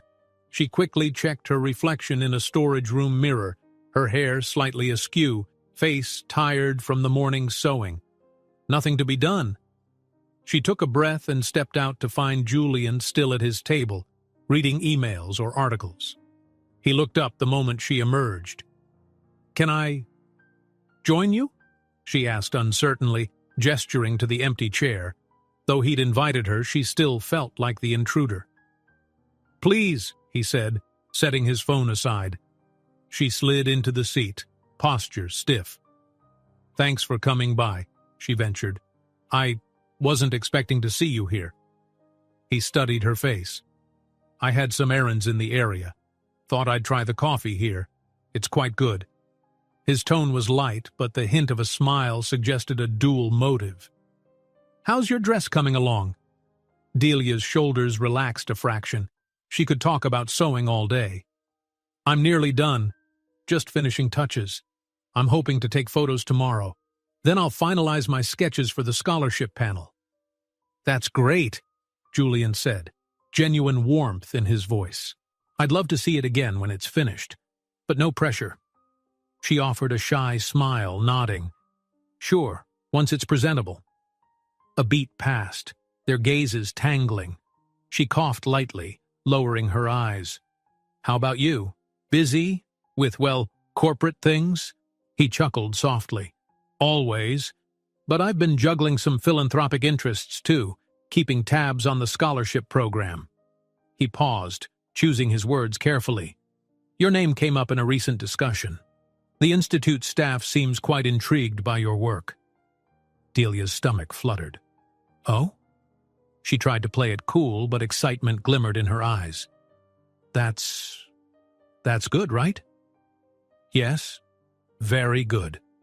He hesitated, then added in a gentle tone, I want you to know there's a real chance you could get this scholarship. Just keep at it. Her chest tightened with gratitude, though she also recalled her rent looming. The scholarship was her big hope for a stable path, if only she could survive in the meantime. She swallowed the knot of worry. Thank you. I'm giving it everything I've got. They fell into a comfortable silence for a moment. Outside, a car horn blared, and a cluster of teenagers ambled past the window. Julian cleared his throat. Have you found any other help? Sponsorship or job opportunities in the design world? She shook her head, a flicker of shame crossing her features. I've asked around a bit, but no real luck yet. Most boutiques want established designers, or they want me to volunteer free labor, and I can't afford that. She cast a glance at the cafe's scuffed floor. I mean, if I don't earn money, I can't even keep my apartment. Concern shadowed Julian's eyes. I'm sorry, that must be stressful, especially with your scholarship deadline so near. Delia nodded, summoning a half-smile. I'll manage. It's just life, you know? She tried to shrug it off, but a layer of vulnerability glinted through her stoic mask. He studied her, an internal debate flickering in his mind. He'd always been careful not to overstep boundaries. Yet seeing her shoulders weighed down by the daily struggle, a protective urge took hold. "I know it's not easy," he said gently. Then, cautiously, "If there's ever something I can do, like a recommendation or even a small loan." Her eyes shot up wide with surprise. "Oh no, I can't." She fumbled, cheeks flushing. "I appreciate it, but I can't borrow money from you. We barely know each other, and I couldn't pay you back anytime soon." He raised a hand in a soothing gesture, voice calm. "I understand. I'm not offended if you say no. I just wanted to put it out there in case, because I see how hard you're working, and I believe in your potential." He paused. "I'm not trying to throw my wealth around. I just know how many doors can slam shut when money's tight." She bit her lip. The sincerity in his tone was disarming. Still, her pride and fear of owing a wealthy stranger kept her from accepting. "Thank you, truly, but I've gotten by so far. I'll figure something out." She exhaled softly. "I'm sorry if that's ungrateful." "Stop," he said, a faint smile curving his lips. "I respect your decision. Just know the offer stands." Warmth spread through her chest. She never expected a man of his stature to understand, let alone offer help. Even if she couldn't accept, the gesture itself felt like a lifeline of moral support. "Thank you," she whispered again. Glancing at the cafe clock, Delia winced. Her break was nearly over. She stood, smoothing her apron. "I have to get back to work, but thanks for the coffee chat." Julian rose as well, retrieving his wallet to settle the bill. "It was good talking to you. Maybe I'll stop by again soon, and don't hesitate to call if there's anything—" He broke off, realizing he'd never given her his number. "Ah, if you'd like my contact info." He pulled a sleek business card from his pocket. She stared at the embossed DuPont Enterprises logo, hesitating. Then she gingerly took it. Thanks. I'll keep it safe." He nodded, sliding on his jacket. "Take care, Delia." She managed a nervous wave as he left, feeling the curious stares of a few patrons who had overheard fragments of their conversation. Once the door closed behind him, she pressed the business card against her chest for a moment, heart hammering. This entire encounter felt surreal. She buried the card in her pocket and rushed to the back to retie her apron. As she poured coffee for the next customer, her thoughts churned. Rent was due Monday. If she didn't scrape enough together, she'd face eviction. Julian's offer lingered in her mind, tempting yet terrifying. But was she truly ready to cross that line? Julian's driver navigated the city streets as he sat quietly in the back seat. Yes, he could have driven himself. But after leaving the cafe, he had business calls to return and time was of the essence. He stared at passing storefronts, half listening to an associate drone about a real estate deal. His mind kept flicking back to Delia's face, the way her eyes shone with both hope and quiet desperation. He ended the call with a curt goodbye. A swirl of guilt mingled with concern. Was it right for him to step into her life like this? Perhaps he risked patronizing her, undermining her pride. Yet the thought of her losing her home or giving up her design dreams because of money, it gnawed at him. He sighed, texting Janelle a quick message to rearrange his afternoon schedule. A whisper of an idea was forming, a plan that might help Delia in a non-intrusive way. But he needed to tread carefully. She was no charity case. She was a talented, hard-working person who just needed a door to open.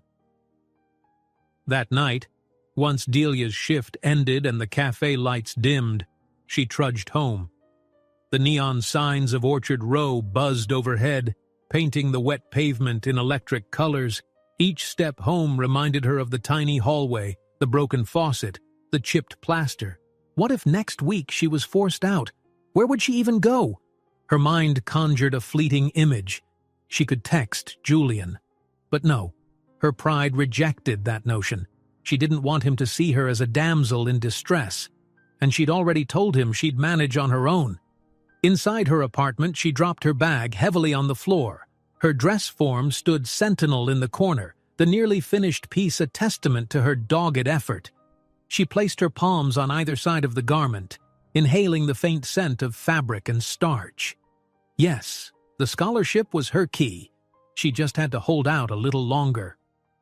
Her phone buzzed again, her boss from the cafe apologetic, saying tomorrow's shift was cut short due to fewer customers than expected.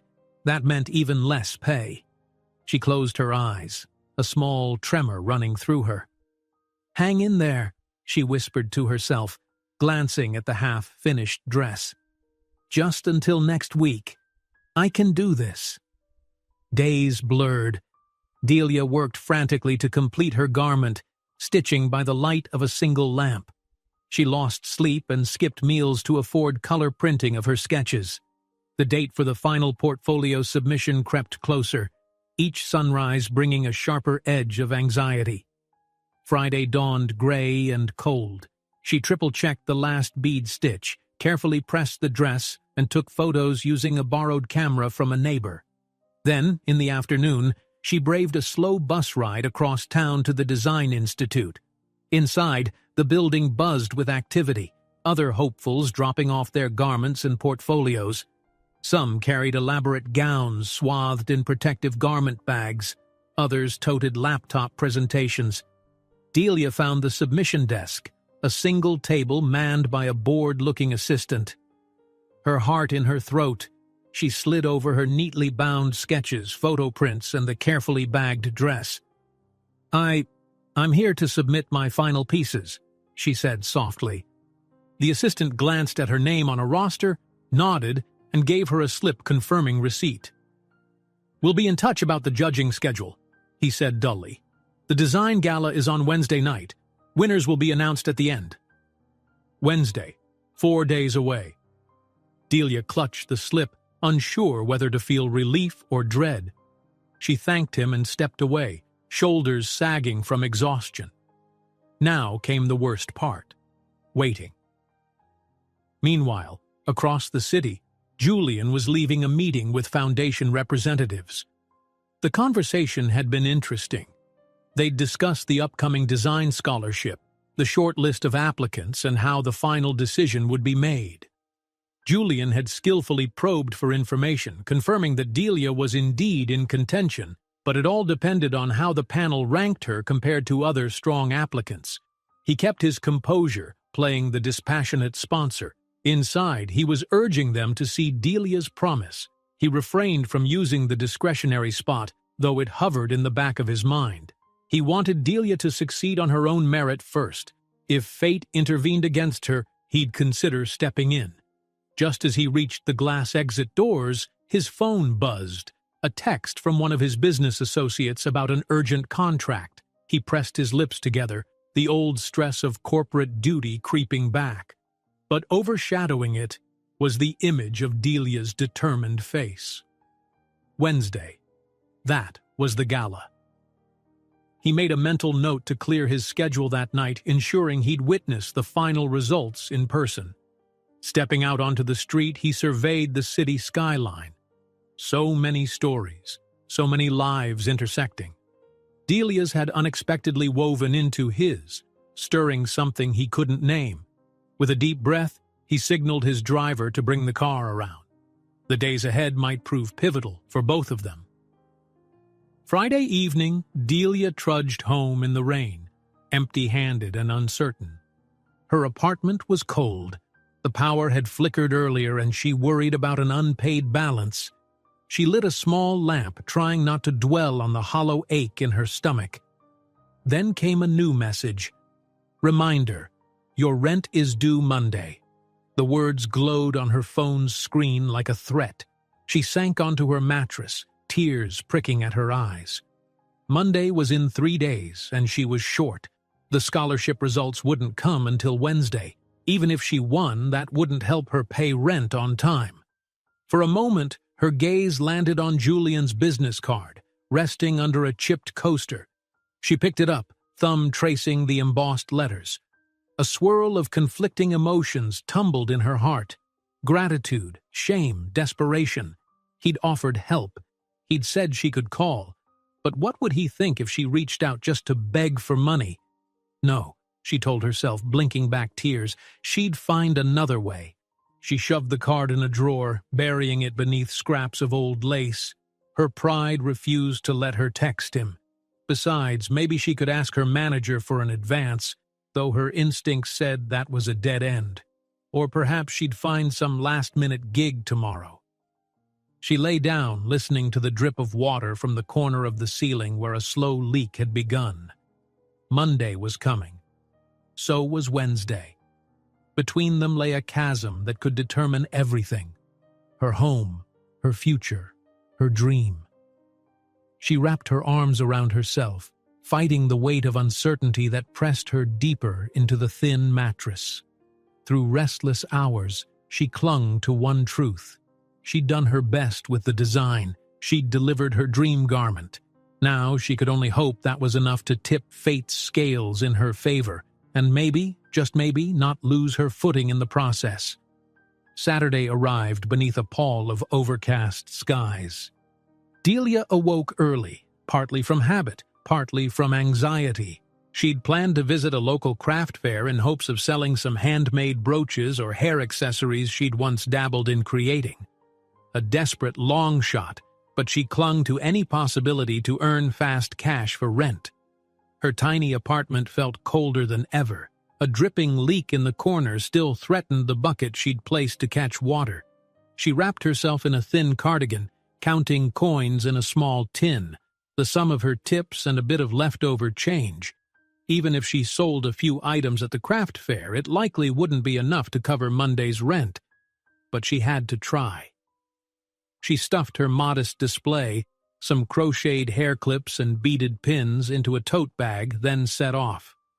Outside, a chilly breeze swept through the streets. The stall fee at the craft fair was minimal, but still an expense. Delia arrived in the open-air lot where vendors displayed colorful wares beneath makeshift tents. The hum of conversation and laughter echoed, giving a festive air. Families wandered from booth to booth, sampling homemade pastries, admiring pottery, or flipping through vintage clothes. Finding a vacant spot, Delia paid the small fee, set up a tiny table, and arranged her accessories. Each piece had cost her late nights to create, using leftover beads and scraps of ribbon. She waited, stomach tight, hoping passers-by would pause. Maybe someone needed a cheap but pretty accessory. Hours passed. A few people glanced at her display. Some complimented the craftsmanship, but sales were scant. She sold 2 small brooches for a handful of coins. Trying not to lose heart, she forced a polite smile each time. Eventually the sky darkened, threatening rain. She packed up, total earnings pitifully short of what she owed for rent. At her wits' end, she strolled through the fair's closing booths, eyes drifting from a candle vendor to a father comforting a wailing toddler. In her pocket, her phone vibrated. She fished it out, anticipating another landlord reminder. Instead, she saw a message from her old friend Marta, who occasionally sent sewing referrals. Delia, my neighbor needs an emergency dress fix for tomorrow. Wedding. Will pay well if you can come now. Interested? Delia's heart soared. She dashed behind a tent to quickly text back. Yes, please, where and when? Marta shot back an address in a nicer neighborhood across the city. And ASAP, she's panicking. Torn seam on a bridesmaid gown. Delia nearly cried with relief. This might be her miracle. She didn't have enough for a taxi, so she'd have to hustle by bus and foot, but time was money. Hugging her tote, she half ran from the fairgrounds. Maybe tonight she could salvage her rent predicament after all. Julian DuPont paced his penthouse living room, the city lights twinkling through panoramic windows. He was on a conference call with overseas associates, an important project that demanded his usual cool-headed business acumen. Yet he found his focus wandering, mind drifting to Delia and her silent battles. Over the last few days, he gently inquired with the scholarship panel, confirming that Delia's final submission had arrived. One professor had praised her resourcefulness again. Julian had smiled at that, though the conversation soon turned to other promising candidates. When the conference call ended, he closed his laptop, restlessness gnawing at him. He wondered how she was faring. Did she manage to pay rent? Was she all right? Their cafe conversation replayed in his head, her polite but firm refusal of any monetary help. In that moment, he'd admired her pride, yet worried it might stand in the way of a practical solution. Sighing, he moved to the kitchen and grabbed a bottle of sparkling water, a small attempt to placate the uneasy stir in his gut. Days remained until the design gala. He yearned to see how events would unfold but hated waiting passively. Part of him wanted to check on her, but sending a direct message felt invasive. She'd reached no sign of acceptance yet, and no sign she'd changed her mind. Staring out at the glittering skyline, he resolved to be patient. Wednesday would come soon enough. If the scholarship panel did their job fairly, Delia might get her shot at a new life, without him interfering, but if they didn't, he set the bottle down with a firm click. Decision made. If they didn't, he'd do everything in his power to ensure her talent wasn't lost. One way or another, he wouldn't stand idly by. Delia arrived at the neighbor's apartment Marta had mentioned well after sunset, breathless from racing up 2 flights of stairs. A frazzled-looking woman in a silk robe answered the door, beckoning Delia into a living room cluttered with wedding prep chaos, flowers, half-packed gift bags, and a deep green bridesmaid dress draped over a chair. "Thank goodness you're here," the woman breathed. "I'm Lucy. My sister's wedding is tomorrow, and this dress—" She lifted the garment, revealing a gash along the side seam. "I tried to fix it myself and made it worse." Delia gently examined the tear, noticing that the delicate chiffon needed careful restitching to keep the fabric from fraying. She exhaled. This was complex, but doable. "I'll need to reinforce with matching thread and a hidden stitch," she explained. "Do you have the same thread color?" Lucy shook her head, pointing to a small spool that didn't match perfectly. Delia pressed her lips. "I can try a local all-night convenience store for a closer color," she murmured. "But it might not be exact. Unless I have a trick." She rummaged in her bag, pulling out a near-empty spool of neutral chiffon thread from her older projects. It wasn't perfect, but if she carefully blended it with the existing spool, it could pass. Lucy hovered, wringing her hands. "I'll pay you well, I promise. Just please, can you fix it by morning? The wedding is at noon and I'm supposed to be in every photo." Delia assured her she'd do her best. The woman offered her the living room sofa, tea, and the promise of immediate cash payment if she succeeded. Delia tucked away her exhaustion, mustering focus. She set up a small sewing station on the coffee table, referencing a few techniques for chiffon tiers. Hour by hour, she carefully realigned the frayed edges, smoothing them with an iron Lucy provided, stitching tiny overlapping threads to camouflage the tear. The hush of the apartment enveloped her as Lucy dozed in a nearby armchair, occasionally stirring with anxious glances. Around 3 a.m., Delia knotted the final thread. She inspected the seam in the lamplight, smoothing the chiffon to ensure no puckers. It wasn't flawless. Nothing could make a severe rip vanish completely, but it was near invisible without close scrutiny. She let out a long, relieved breath. Lucy sprang awake at the soft click of Delia's scissors. She rushed over, eyes wide. Delia held the dress up for inspection. "It's stable now," she whispered, fingertips smoothing the delicate fabric. "Be gentle, of course, but it should hold through the ceremony and photos." Tears welled in Lucy's eyes. "Oh my God, thank you.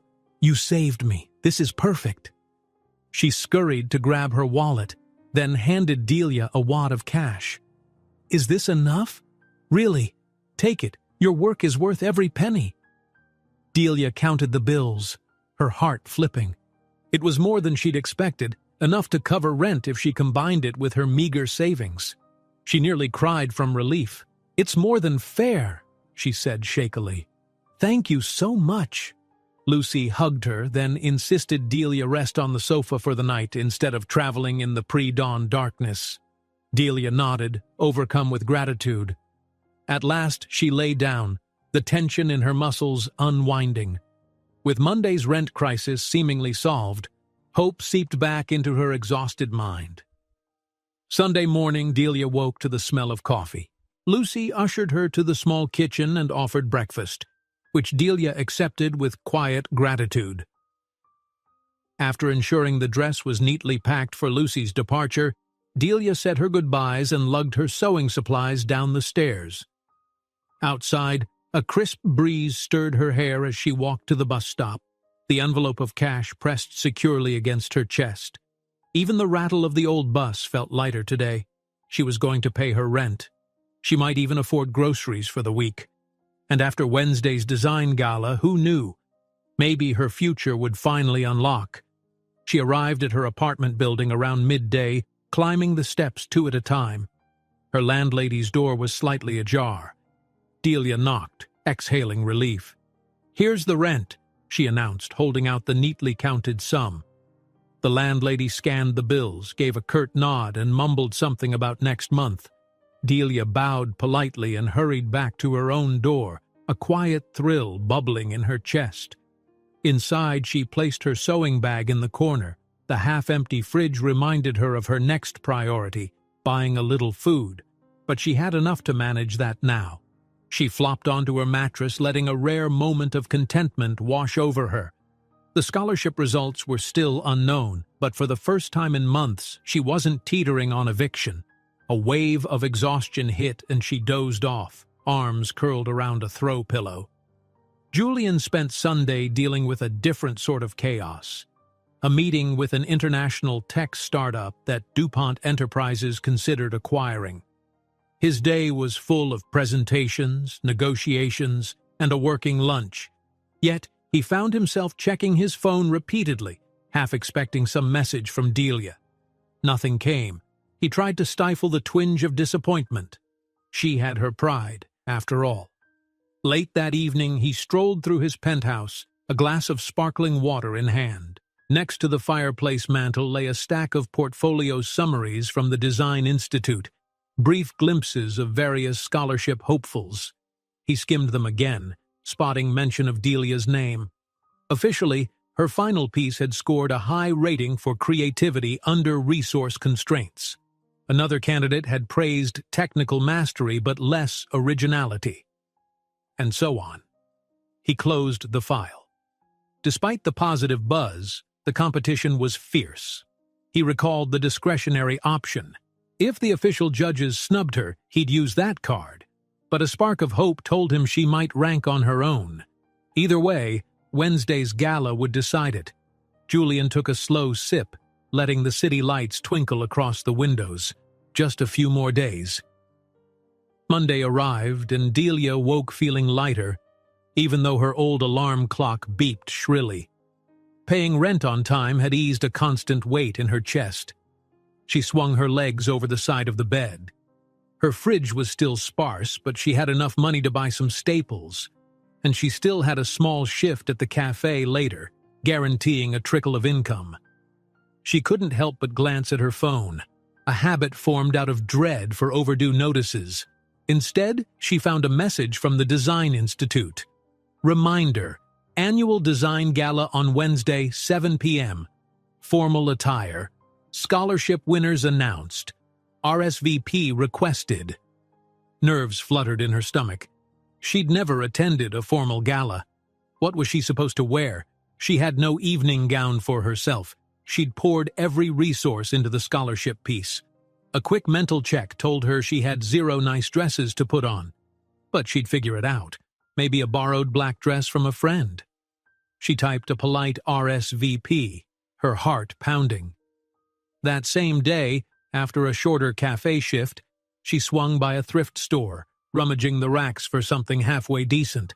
Most dresses were out of style or ill-fitting, but she snagged a simple black sheath with a minor tear at the waist seam. She could fix that easily. The garment cost a few dollars, money she could just manage after groceries. Despite her anxiety, A buzz of excitement radiated from her chest. She was really going to that gala. Tuesday flew by in a blur. Delia patched the thrifted black dress, hemmed it to a more flattering length, and carefully laundered it. She also revisited her final design photos, verifying that everything was labeled correctly. Since the official judging was behind closed doors, she could only hope the panel recognized her efforts. She felt as though her entire future hinged on that decision. Meanwhile, Julian spent Tuesday finalizing a slew of meetings so he could clear Wednesday evening. His staff teased him lightly. He usually avoided these kinds of social receptions unless they involved high-stakes networking. But he insisted, feigning a keen interest in the scholarship program for DuPont Foundation's sake. Few questioned it. Philanthropy was part of the DuPont brand. Yet inside him simmered a personal anticipation. He wanted to see Delia's reaction if or when she triumphed. Wednesday arrived at last. Delia's nerves were so taut that she barely ate breakfast. She spent the morning tidying her apartment, trying to calm her racing heart. In the afternoon, she got dressed in the black sheath, pinned up her hair, and dabbed on light makeup gleaned from a friend's half-used cosmetics. The result wasn't glamorous, but it was the best she could manage. She clutched a small purse, containing her phone, bus fare, and a note with the gala's address, then set off. Although the building hosting the event wasn't far, she worried about the risk of rain damaging her hair or the cheap fabric. She arrived at the bus stop with minutes to spare, heart pounding. To her relief, the bus was on time, though crowded. She stood awkwardly, trying not to wrinkle her dress. When she reached the gala venue, a stately old theater hall rented by the Institute, her breath caught. People in elegant attire milled outside, forming groups of well-dressed students, instructors, and guests. Glittering gowns and sharp suits abounded. Her black thrifted dress felt glaringly plain, but there was no turning back. Stepping inside, Delia took in the soaring ceilings, golden light fixtures, and tasteful decor. Soft music played as waiters wove through the crowd, offering canapes. She spotted a few instructors from the workshop, some scholarship hopefuls whose outfits looked expensive and polished. Her pulse kicked up. "Delia, over here!" a voice called. She turned to see the pink-haired student who'd kindly shown her the Institute's studio lab before. They exchanged smiles. "Looking good," the girl said, giving Delia's black dress a once-over. "Are you excited?" Terrified was more accurate, but Delia forced a brave nod. "Yes, a bit," she admitted. The evening progressed in a haze of introductions and polite chatter. Instructors congratulated each applicant, praising them for their creativity. Delia listened intently to mini-lectures about sustainable fashion, color theory, and upcoming industry trends. Her nerves remained razor-sharp, but she tried to savor the moment. It was a rare glimpse into a world she'd always dreamed of. Midway through, the crowd parted slightly, and she glimpsed Julian entering. Her breath stalled.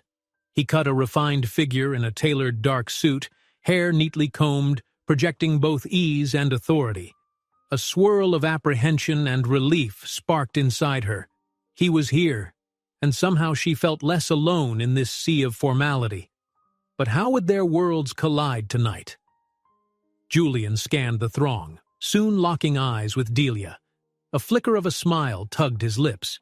He made his way over, weaving past clusters of guests. "Good evening," he greeted softly, gaze taking in her black sheath dress. "You look lovely." Her cheeks warmed. "Thank you," she replied, smoothing the skirt's front. "It's just thrift store fabric, but I did my best." He shook his head. "You carry it with grace. That's what matters." Then his tone grew more hushed. "Nervous?" She gave a tight nod, glancing around at the crowd of polished designers and sponsors. "Just a bit. The announcements. When will they happen?" He checked his watch. "Soon, I believe. The program says they'll present some featured designs, then announce winners. Try to breathe." His voice carried gentle teasing. It's going to be all right. She inhaled, a fragile laugh escaping. I'm trying. Together, they navigated closer to the main stage area. Instructors began ushering the audience to take seats. A hush fell over the hall as the Institute's director stepped on stage, offering an overview of the year's program. Then a series of short videos showcased each top design candidate, including glimpses of Delia's gray crepe dress. She nearly squeaked at the sight of her name appearing on the screen. Finally, the director announced it was time for the scholarship results. We had a panel of industry experts judge the final pieces, he said, voice echoing in the gilded chamber. Their decisions were difficult, but tonight we celebrate 3 outstanding new talents. Delia gripped her seat's armrest, pulse roaring in her ears. Beside her, Julian sat with composed interest, though she sensed tension in his posture. The director opened a sealed envelope. Applause rippled as he named the first scholarship recipient, a bright-eyed girl who specialized in avant-garde knitwear.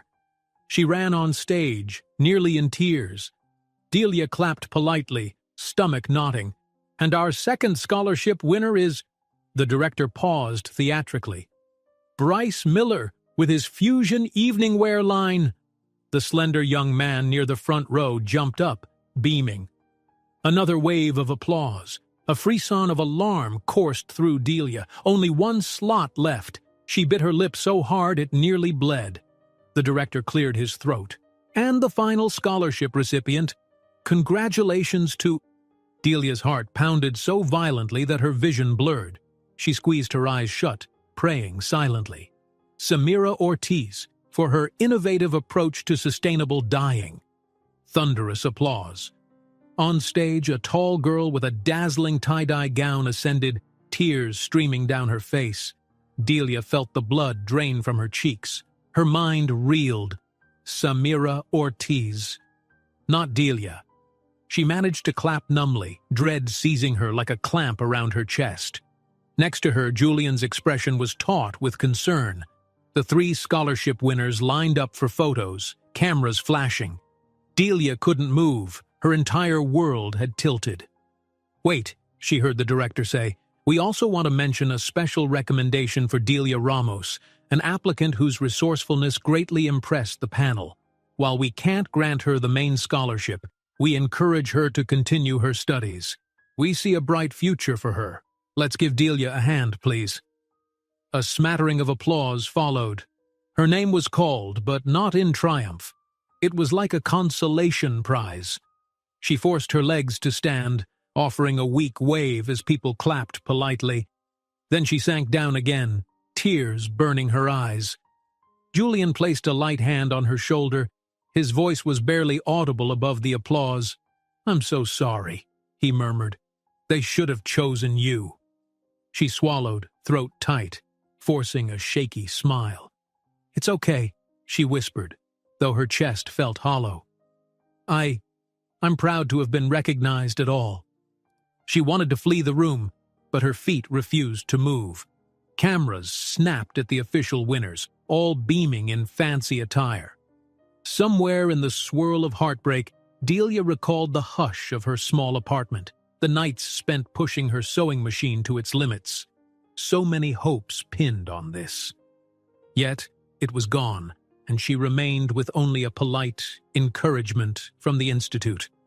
In the corner of her eye, she saw Julian's jaw flex. He looked torn, perhaps wrestling with his own thoughts. The ceremony wound down, guests rising to mingle and congratulate the winners. Delia's mind buzzed with impulses to run out the door, yet she didn't want to cause a scene. The Institute staff, smiling, approached to offer her thanks for participating, praising her creativity. She nodded numbly, giving short answers. After enduring a few more minutes of small talk, she ducked away to a quieter side of the hall, fighting tears. Julian followed discreetly. Delia, he said softly, stepping close. You deserved better. I'm certain your design was scholarship-worthy. She shook her head, voice trembling. It's fine. 3 people beat me fairly. They earned it. His eyes darkened. It may not be so simple, Sometimes panel decisions involve more than just raw talent. Politics, prior relationships, who knows? His words carried a note of anger, but he tried to sound soothing. Look, there's another option. The Foundation has discretionary power. Her brow furrowed. You mean, you could override the panel, but that wouldn't be fair to the others? Or would it cause controversy? The swirl of confusion threatened to overwhelm her. Julian hesitated. We can grant one special scholarship. It's in the agreement, but I need to be absolutely sure you're okay with it. I didn't want to use it unless necessary, but... Delia's breath caught. She pictured stepping onto that stage, after all, singled out by Julian's influence. Would that cheapen her achievement? Would people see her as a pity case? Her chest clenched, tears stinging. I don't know if I can handle that, she whispered. It might look like favoritism or charity. Everyone would think I only got it because I know you. His expression was pained. If you call it off, you walk away empty-handed, despite your talent. Is that more acceptable? You poured your heart into this. You deserve recognition and real support to grow. She glanced around the bustling gala, the winners still posing for photos, the crowd swirling with excitement. A mix of pride and despair tangled in her heart. She'd yearned for a fair contest, to prove her worth on her own terms. Now she stood at a crossroads. Accept help and risk the stigma, or decline and remain locked out of the door she almost opened. I don't know, she breathed shakily. I need time to think. He nodded, stepping back respectfully. Take that time, he said, voice gentle. But you should know, I can't guarantee how long the Foundation Board will keep that slot open. It was meant for extenuating circumstances. If we wait too long, the Institute might move on. She closed her eyes, tears threatening to spill. I understand. A hush settled between them, punctuated by the distant clink of glasses and murmured congratulations floating through the air. Julian placed a light hand on her arm. Let's get some fresh air, he suggested. You don't need to stand here feeling cornered. Come on. She nodded, hardly trusting her voice, and let him guide her toward an exit. The path was already chosen, in a way. Her best chance lay in that discretionary scholarship. But the weight of accepting felt heavier than she'd ever imagined.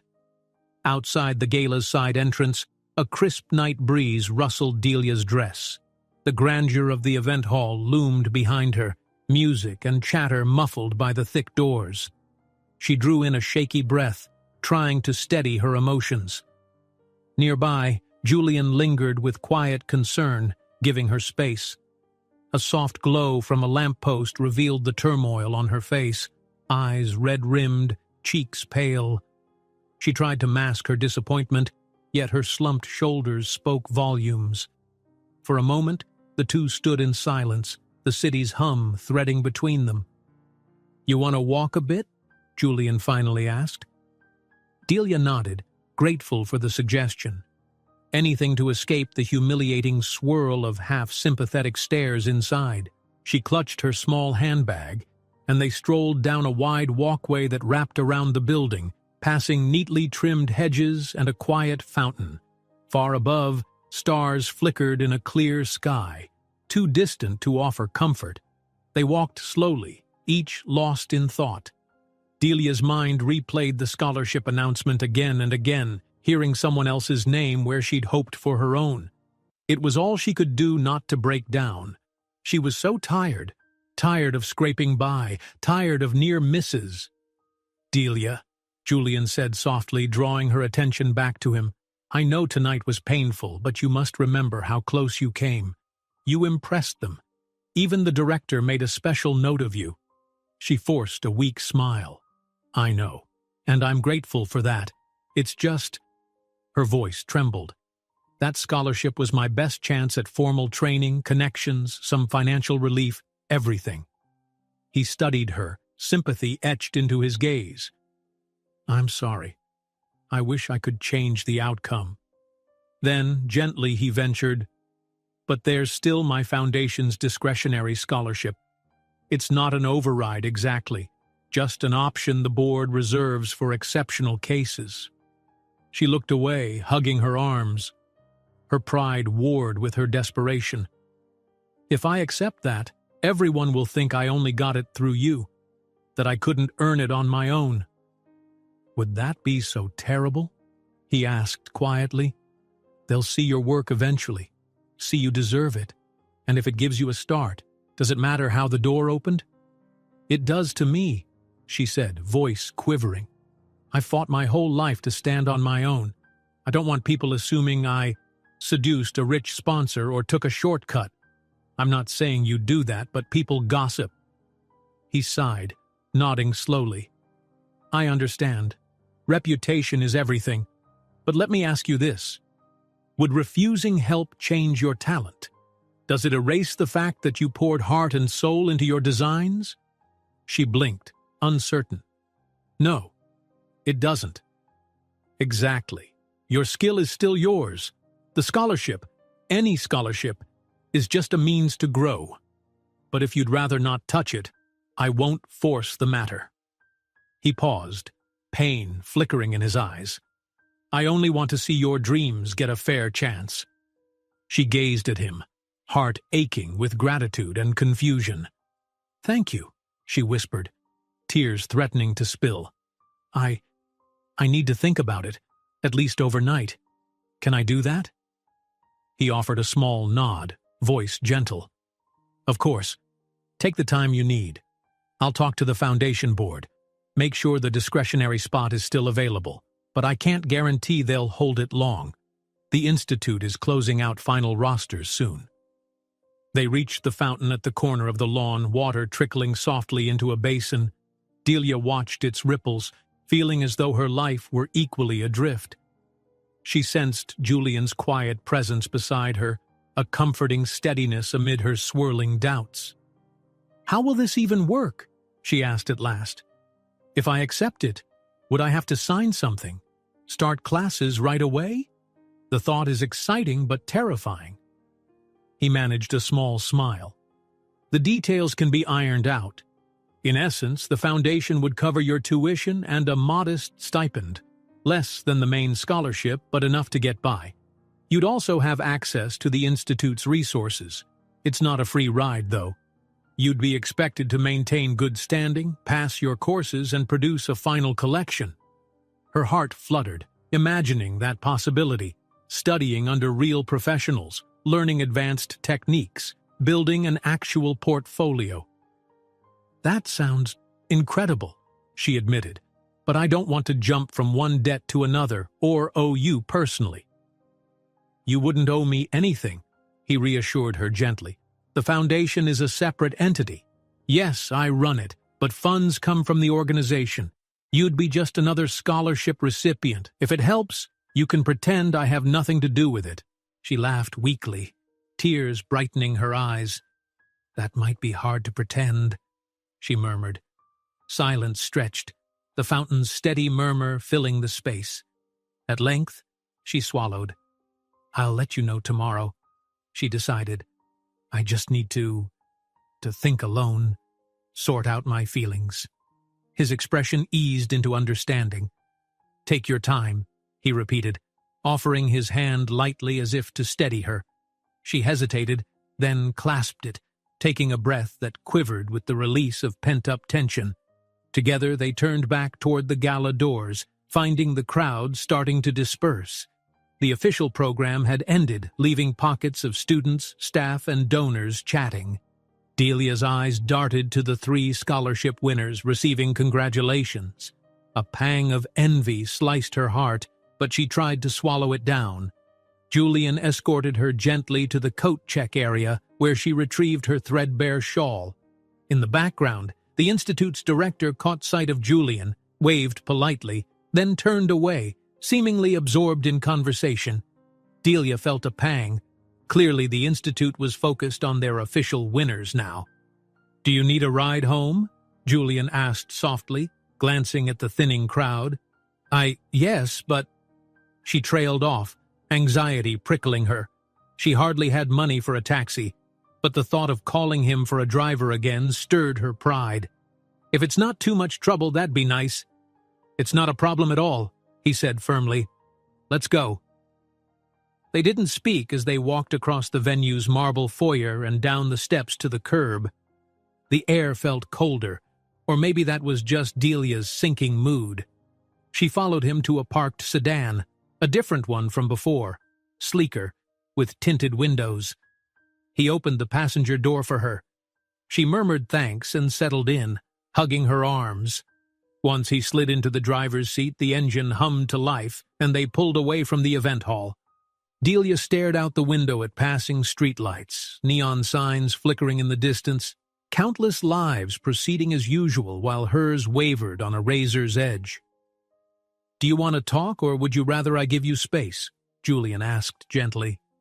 She sighed, wrapping her shawl tighter. Maybe space for now." He nodded, keeping his gaze on the road. They drove in companionable silence. A swirl of emotions roiled in her chest, relief that she wasn't walking home alone, sorrow at missing the official scholarship, apprehension about the discretionary offer, and a trace of comfort in Julian's respectful presence. As they neared her neighborhood, the buildings grew shabbier, the sidewalks cracked. Delia's heart clenched. She always felt self-conscious, showing him her reality. At an intersection, they halted for a red light. Her phone vibrated in her purse. She fished it out, expecting some ad or random alert. Instead, she saw an unknown number. "Hey, it's Lucy. The bridesmaid dress you fixed was perfect. Everyone admired it. I told them about you. Maybe more gigs soon. You're a lifesaver." Delia's lips parted in a brief smile, warmth flooding her. "Thank you," she typed quickly in reply. "So glad it worked out." She set the phone down, glancing sidelong at Julian. He was focused on the traffic light, but his expression softened when he noticed her small smile. "Good news?" "Just a client from the weekend," she explained.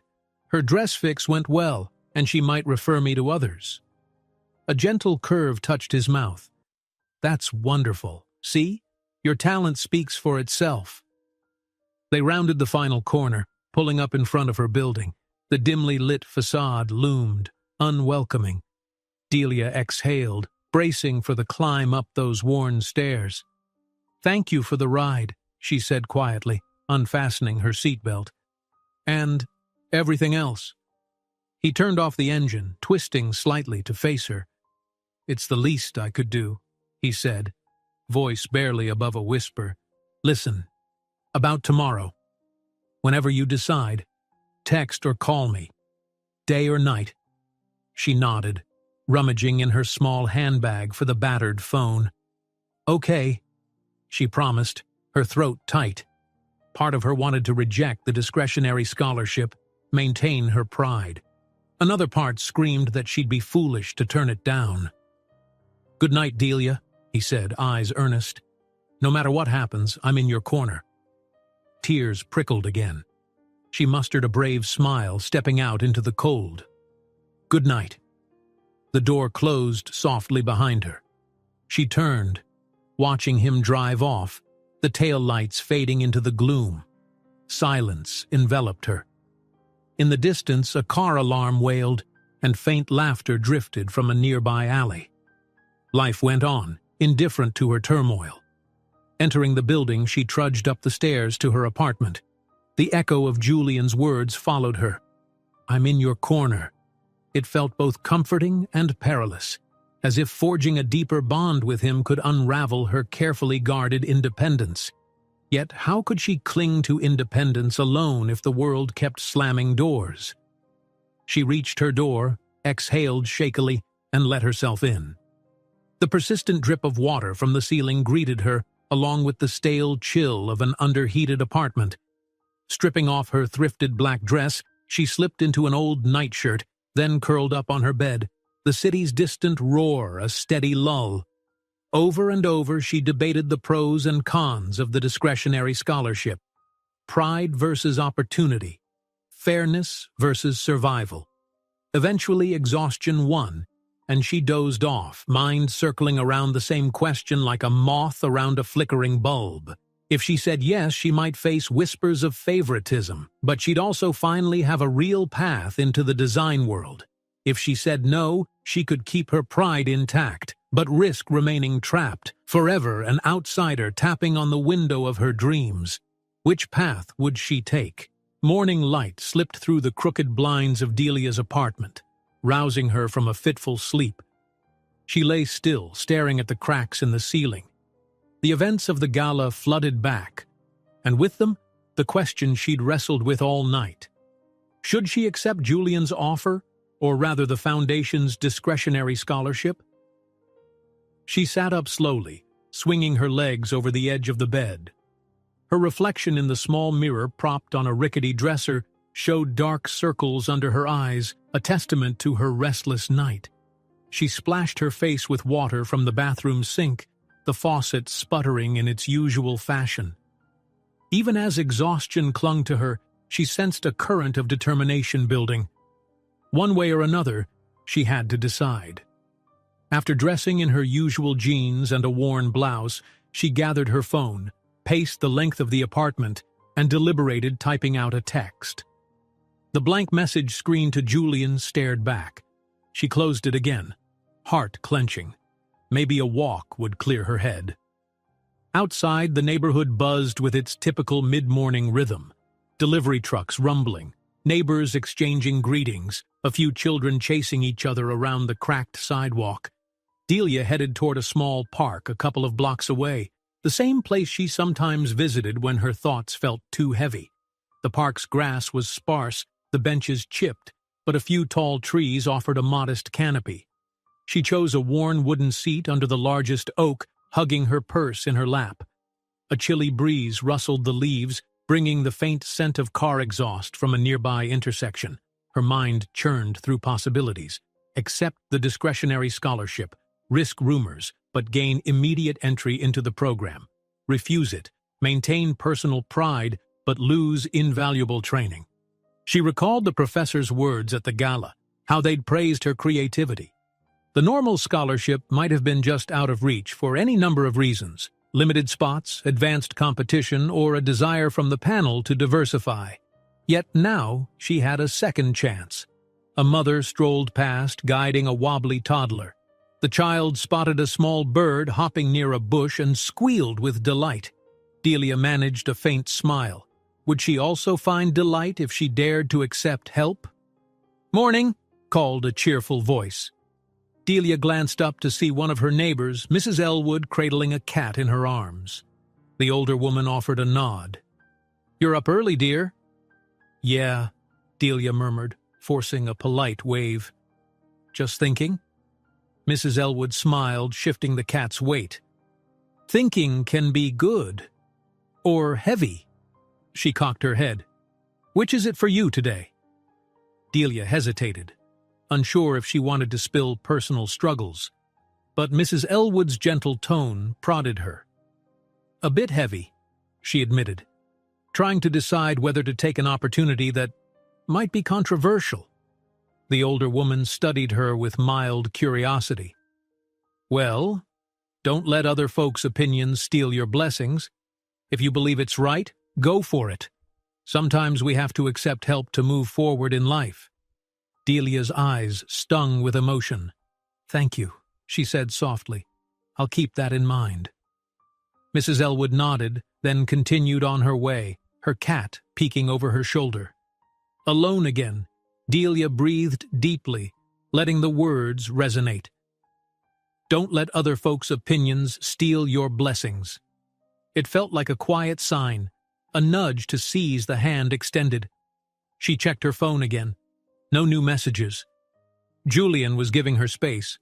Her fingers hovered over the keypad before she finally typed, "Hi, Julian. I'm ready to talk about the scholarship. Could we meet today?" Her thumb hesitated over the send button, heart pounding. Then, with a final breath, she pressed it. The message whooshed away. She stared at the screen, half expecting an instant reply. When none arrived immediately, she tucked the phone away, deciding to return home. Perhaps she'd set aside pride once and for all. Julian paced his office at DuPont Enterprises, glancing at the screen of his phone for the 100th time. The foundation board meeting was in an hour, and he planned to bring up the discretionary scholarship. He had plenty of sway, but not absolute control. Other board members demanded justification. He couldn't simply decree Delia's acceptance. He needed a logical argument, her talent, her dedication, the special mention from the Institute. It was all valid, but he also wanted her consent, not some arrangement imposed against her will. A beep signaled a new message. He lunged for his phone.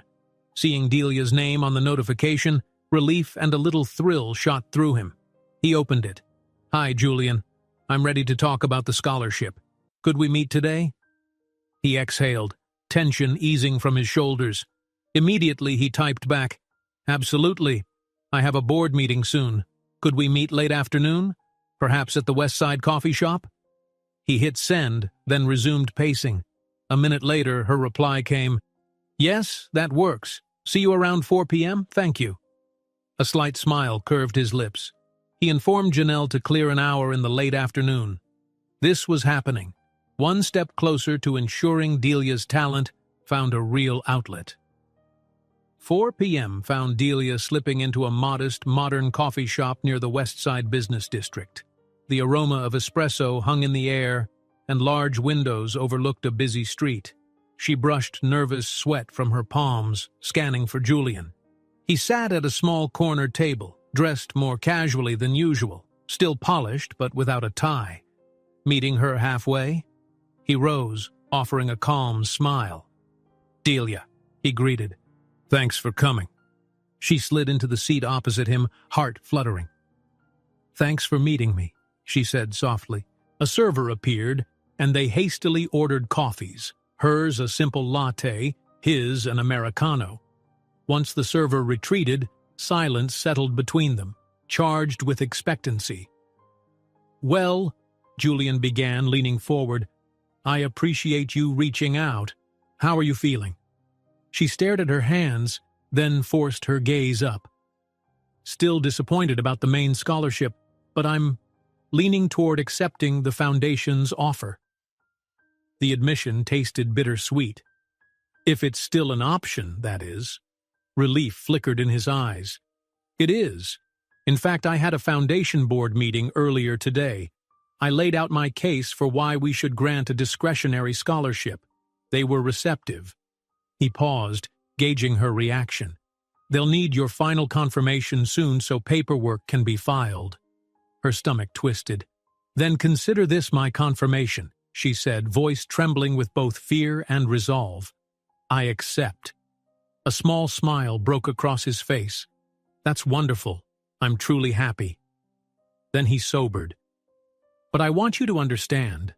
This doesn't mean I'm swooping in to rescue you. It just means the board agrees you deserve a chance.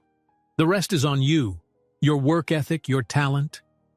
She nodded fervently. "I know, and I'll work hard. I promise." Their coffees arrived, interrupting the moment. Delia thanked the server, hands unsteady as she lifted the mug. After a bracing sip, she asked, "So, how does this process start? Do I sign a contract?" He chuckled. "Yes, it's formal. The Foundation's legal counsel will draw up papers covering tuition, a small living stipend, and the requirement to maintain certain grades. Typically, you'd meet with the Institute coordinator, choose a study track, and start next semester, which begins in about 6 weeks. She blinked, her chest filling with excitement and nerves. 6 weeks, she echoed. That's soon. But, okay, I can manage. He leaned back, sipping his Americano, studying her with a mixture of calm and warmth. You'll do great. I can connect you with a counselor at the Institute to help plan your course schedule. They'll talk about technique classes, design theory, maybe some business units. She bobbed her head, the scope of it all overwhelming yet thrilling.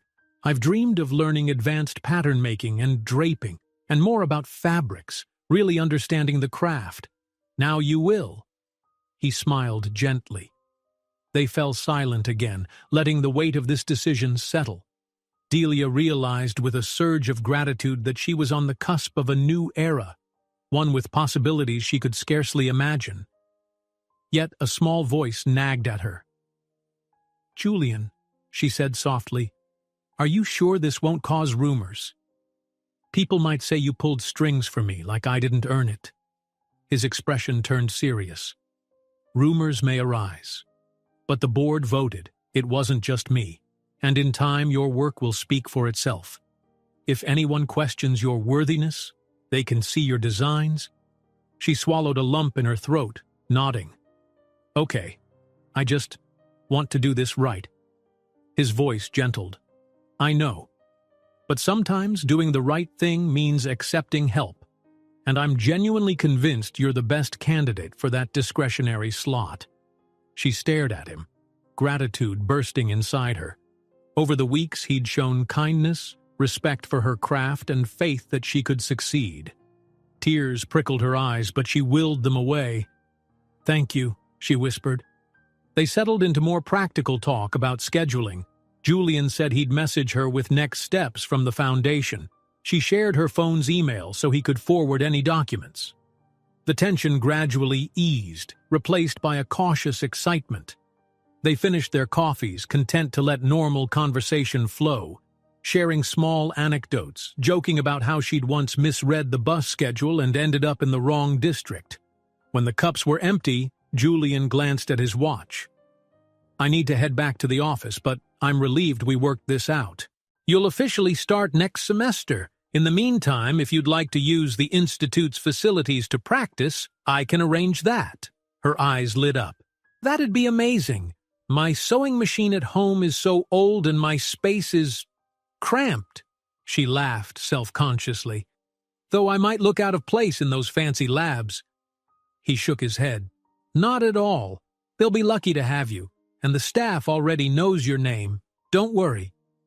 They rose, leaving a tip for the server.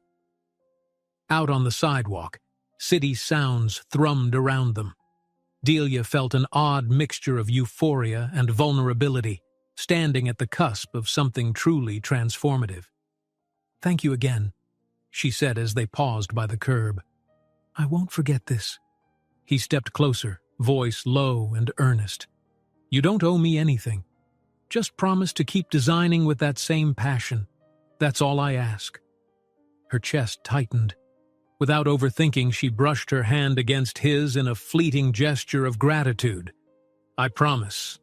A faint flush colored his cheeks. Then he hailed a passing taxi for her, despite her protests that she could take the bus. "Please," he insisted, "let me cover it just this once. You have a lot on your mind. A bus ride may not be the best finish to your day." She sighed, smiling softly. "All right?" Then, with a final wave, she slipped into the taxi and told the driver her address. As the vehicle pulled away, she watched Julian in the side mirror. He stood on the sidewalk, hands in his pockets, until he was lost in the rush of cars.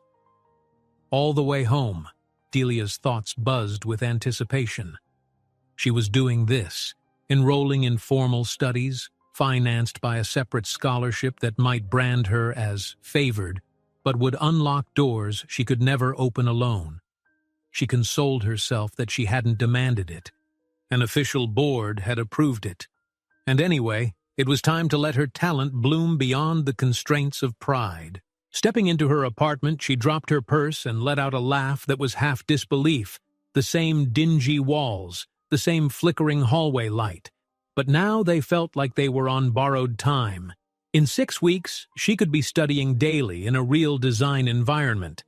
Maybe move to a better place if her stipend allowed. Her phone buzzed. Unknown number. "Hello, Ms. Ramos. This is the DuPont Foundation. Mr. DuPont informed us you'll be joining as a special scholarship recipient. Could you email us your ID and address for paperwork?" She pressed a hand to her mouth, overwhelmed. It was real. No turning back. She shot a quick response, then sank onto her bed. The entire arc of her life had shifted in a single afternoon. A whisper of guilt intruded, remembering her fear of being pitied or beholden. But as she gazed at the battered sewing machine in the corner, she thought of Lucy's last-minute dress fix, of rent just barely paid, of the daily strain she lived under. This was her shot and she wouldn't waste it. She rose, rummaging through the battered drawer that held leftover fabric scraps. She pulled out the small lace piece she'd tucked away, a whimsical detail she'd once imagined adding to a personal outfit someday. Perhaps that day had arrived. If she was going to walk into the Institute's labs, she might as well sport something she'd crafted for herself. As she pinned the lace to a section of black linen, her phone vibrated again.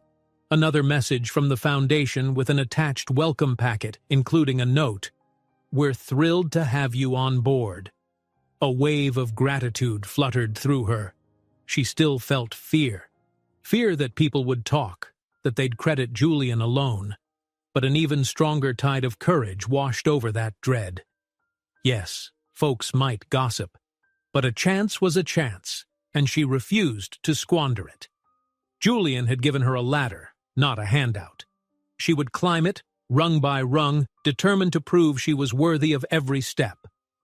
That night, in his penthouse, Julian rested in an armchair, scanning through emails.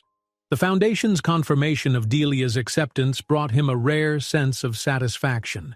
He pictured the shy grin she wore when she finally said yes. A half-smile tugged at his lips. He snapped his laptop shut, gazing at the city's glittering skyline. Funny, how life had taken a turn he never anticipated.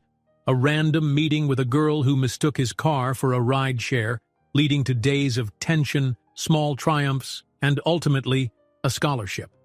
He felt a subtle warmth in his chest, a fulfillment business deals seldom delivered. Whether Delia realized it or not, she'd awakened something within him, a longing to foster genuine talent, to be part of something more real than boardroom triumphs. Sure, he had philanthropic causes galore, but never before had he become so personally invested. And it wasn't just charity.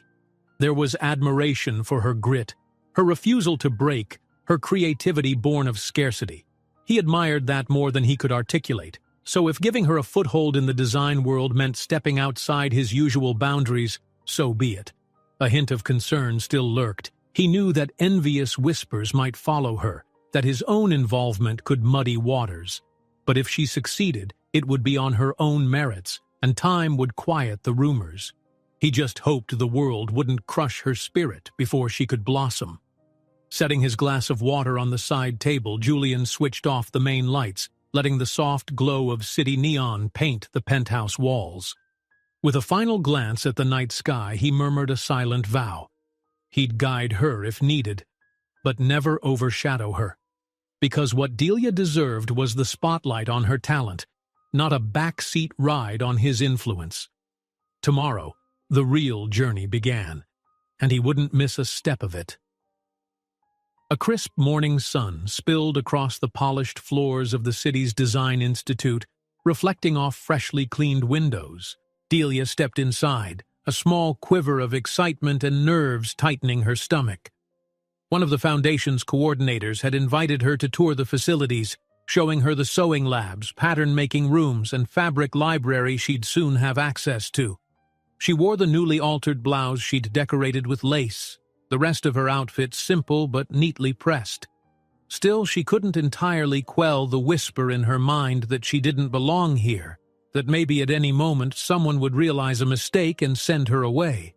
Yet she reminded herself of the official acceptance email waiting on her phone.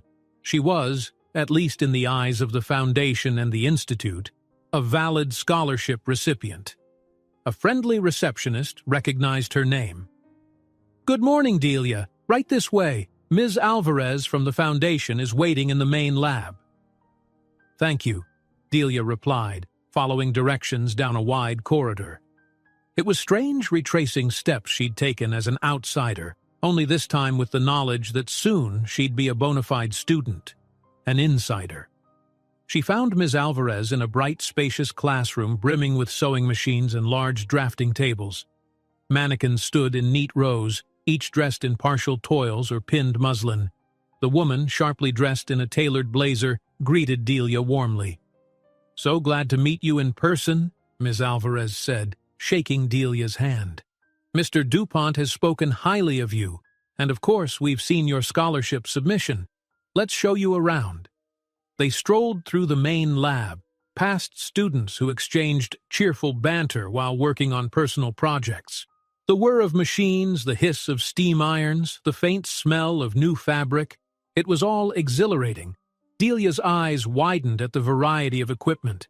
Modern sewing machines, specialized sergers, digital pattern cutters. She'd only ever used a battered home model.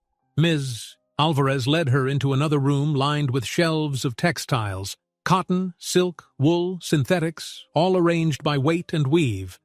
Delia's breath caught at the possibilities. She touched a bolt of satiny material, heart pounding. She'd never had such resources at her fingertips. "We'll go over your schedule options," Ms. Alvarez said, guiding her to a small office where a table was set with pamphlets. "You can select a focus. Some scholarship recipients choose to concentrate on couture sewing, others on costumes, some on ready-to-wear.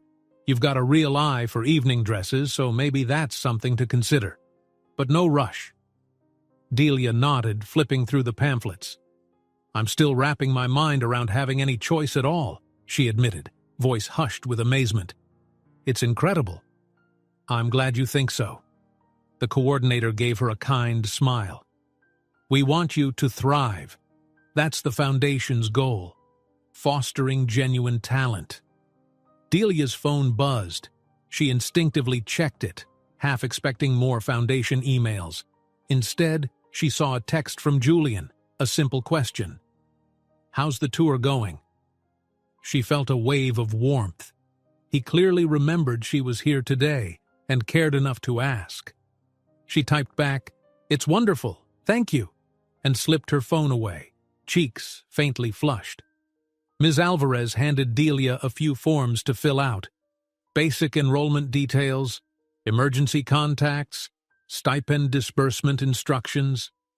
Delia's pen paused at the line for mailing address, self-conscious of her old building, but it was the truth. She wrote it quickly, ignoring a jab of insecurity. Before long, they emerged again into the main hallway. "That covers the basics," Ms. Alvarez said. "We'll finalize everything once the new semester begins. Any questions?" Delia cast a final glance at the bustling labs. She itched to dive in already, experiment with industrial-grade machines, glean tips from experienced instructors. "Not right now," she said, voice trembling with excitement. "I'm just overwhelmed, in a good way." "Good. Then rest up, gather your ideas, and we'll see you soon." Ms. Alvarez shook her hand again, a firm, encouraging grip. "Congratulations, Delia." With that, the coordinator left to attend to other duties. Delia stood alone in the corridor, letting the moment sink in. A small laugh of joy bubbled in her throat. 6 weeks from now, she'd walk these hallways as a student, not just a visitor. She took a slow breath, then turned to head outside. The afternoon sunshine felt like a blessing on her skin as she exited the institute. She checked her phone again, that small thrill returning when she saw Julian's name. She considered sending him a quick thanks, or maybe calling, but she didn't want to rely on him for every surge of happiness. Instead, she decided to share the news with her friend Marta first. After all, it was Marta who'd once passed Delia small tailoring gigs. She texted, "I just got an official orientation at the Design Institute. I'm in. It's a scholarship. I'll start next semester." She added a flurry of excited emojis, feeling almost childish but too happy to care. A response came quickly. "What? That's amazing. I knew you'd make it. Celebratory coffee soon? I'm so proud of you." Delia's grin widened. Pocketing her phone, she skipped onto the sidewalk. She had a few hours before her cafe shift, time enough to treat herself to a little stroll, perhaps daydream about her next big design. She had no illusions that the road ahead was easy. She still had bills, still lived in a rundown building, but for once she saw a horizon beyond her usual struggle. Meanwhile, Julian sat in a midday board meeting, half listening to updates on a new tech acquisition. He glanced at his phone under the table, noticing Delia's short reply. "It's wonderful, thank you." A soft smile found its way onto his face, intriguing Janelle, who was seated 2 chairs over, but she tactfully said nothing. He forced his attention back to the meeting, though a contented glow remained in his chest. She was making progress, forging ahead with confidence. That knowledge colored even the driest corporate updates with a spark of satisfaction. When the meeting ended, he hurried to his office, ignoring the usual swirl of staff needing signatures. He typed Delia a quick follow-up. "Glad to hear it went well. Let me know if you need anything. Genuinely anything." Her reply came minutes later. "Will do, thanks again. This is also surreal." He chuckled softly, typing back, "Surreal but well-deserved. Keep me posted." A polite knock on his door signaled the arrival of a senior executive. Julian closed the chat, switching gears to his CEO persona. Yet even as he planned an upcoming pitch, he couldn't quite banish the feeling that, for the first time in a long while, he was part of something deeply worthwhile, and it had nothing to do with profit margins. Days passed, edging closer to Delia's cafe shift changes and her final gig deadlines. She mended a few garments for regulars, earning pocket money for groceries. Knowing that come next semester she'd receive a small stipend filled her with fresh resilience. One evening, she decided to rearrange her apartment, clearing out a corner by the window to better accommodate her sewing machine. She patched the cracks on her rickety desk with duct tape, pinned up her sketches of future designs on the wall, and even hung a small thrifted mirror to reflect more light. It wasn't fancy, but it felt like a personal studio in the making. Late into the night, she worked on a new design concept, a convertible dress with detachable sleeves. The idea blossomed from her new sense of freedom. Why not dream bigger now that she'd soon have the resources to bring ideas to life? She glanced at her phone, tempted to share the sketch with Julian, but decided to wait. Couldn't rely on his constant feedback. She had to stand on her own 2 feet. Remember?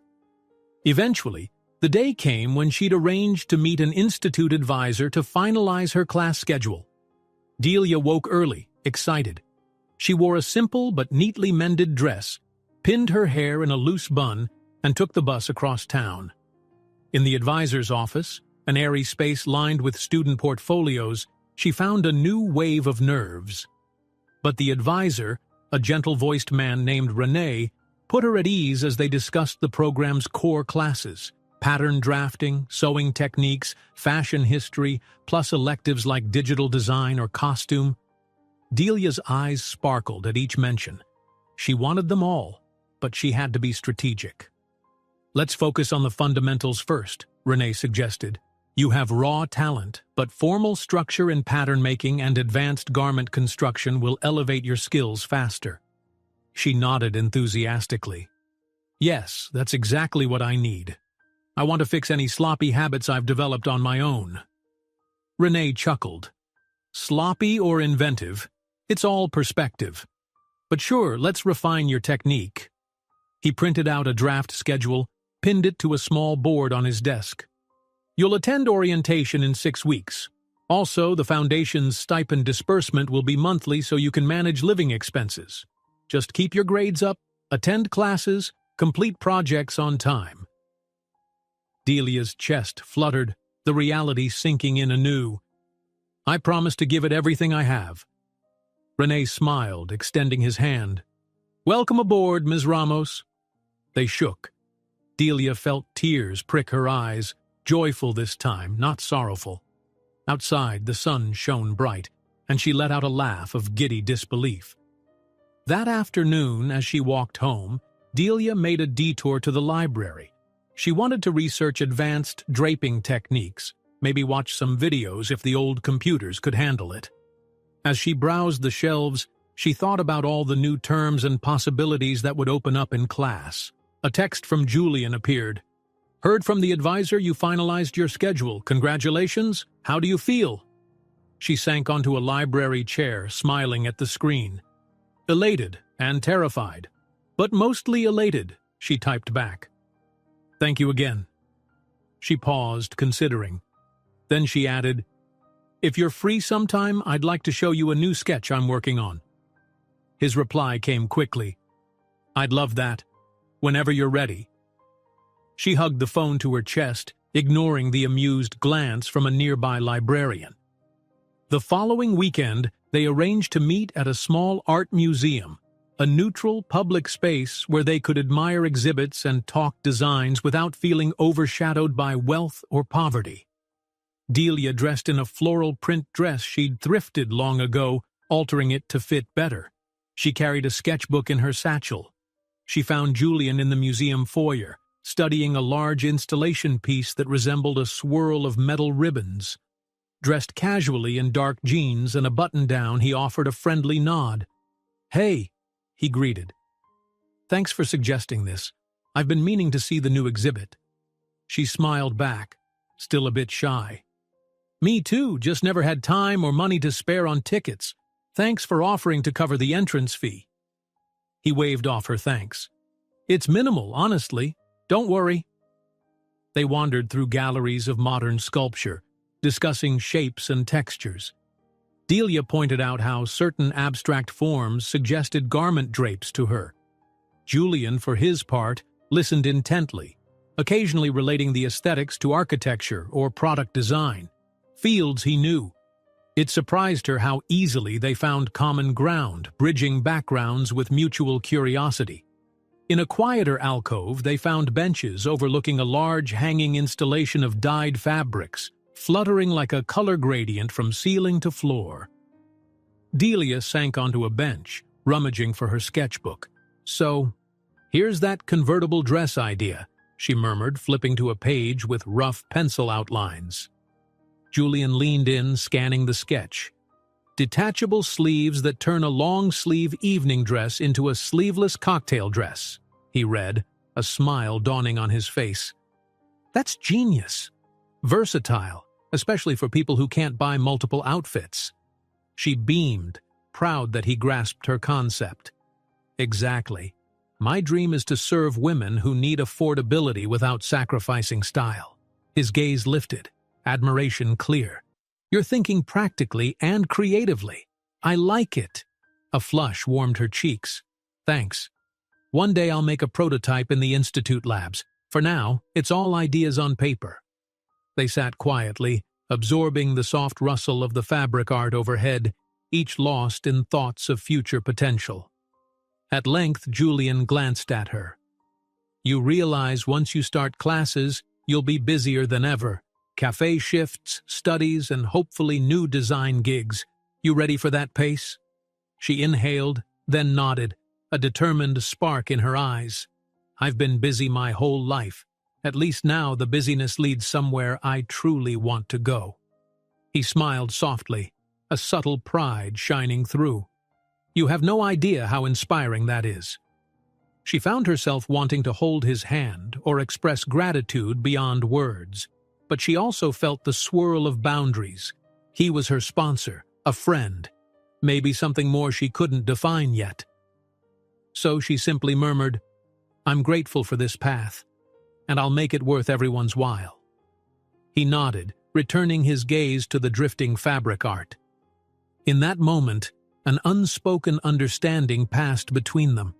They weren't just bridging worlds of wealth and scarcity, they were forging a partnership of respect and creative spirit. In the weeks that followed, Delia juggled her cafe shifts, small tailoring jobs, and bursts of preparation for her upcoming semester. Though she still struggled financially, knowing the stipend was on the horizon eased her fear. She began practicing new stitches, reading fashion history books from the library, and gathering notes on how to refine her design processes. Meanwhile, Julian found himself checking in occasionally, exchanging friendly texts or updates on foundation paperwork. She discovered his sense of humor via late-night banter, and he learned she had a fondness for old musicals, which she played on a rickety DVD player when she couldn't sleep. Little by little, they carved out a tentative bond, shaped by mutual respect and something akin to gentle companionship. Of course, questions arose from onlookers. Cafe co-workers teased Delia about the mysterious rich friend who sometimes dropped by.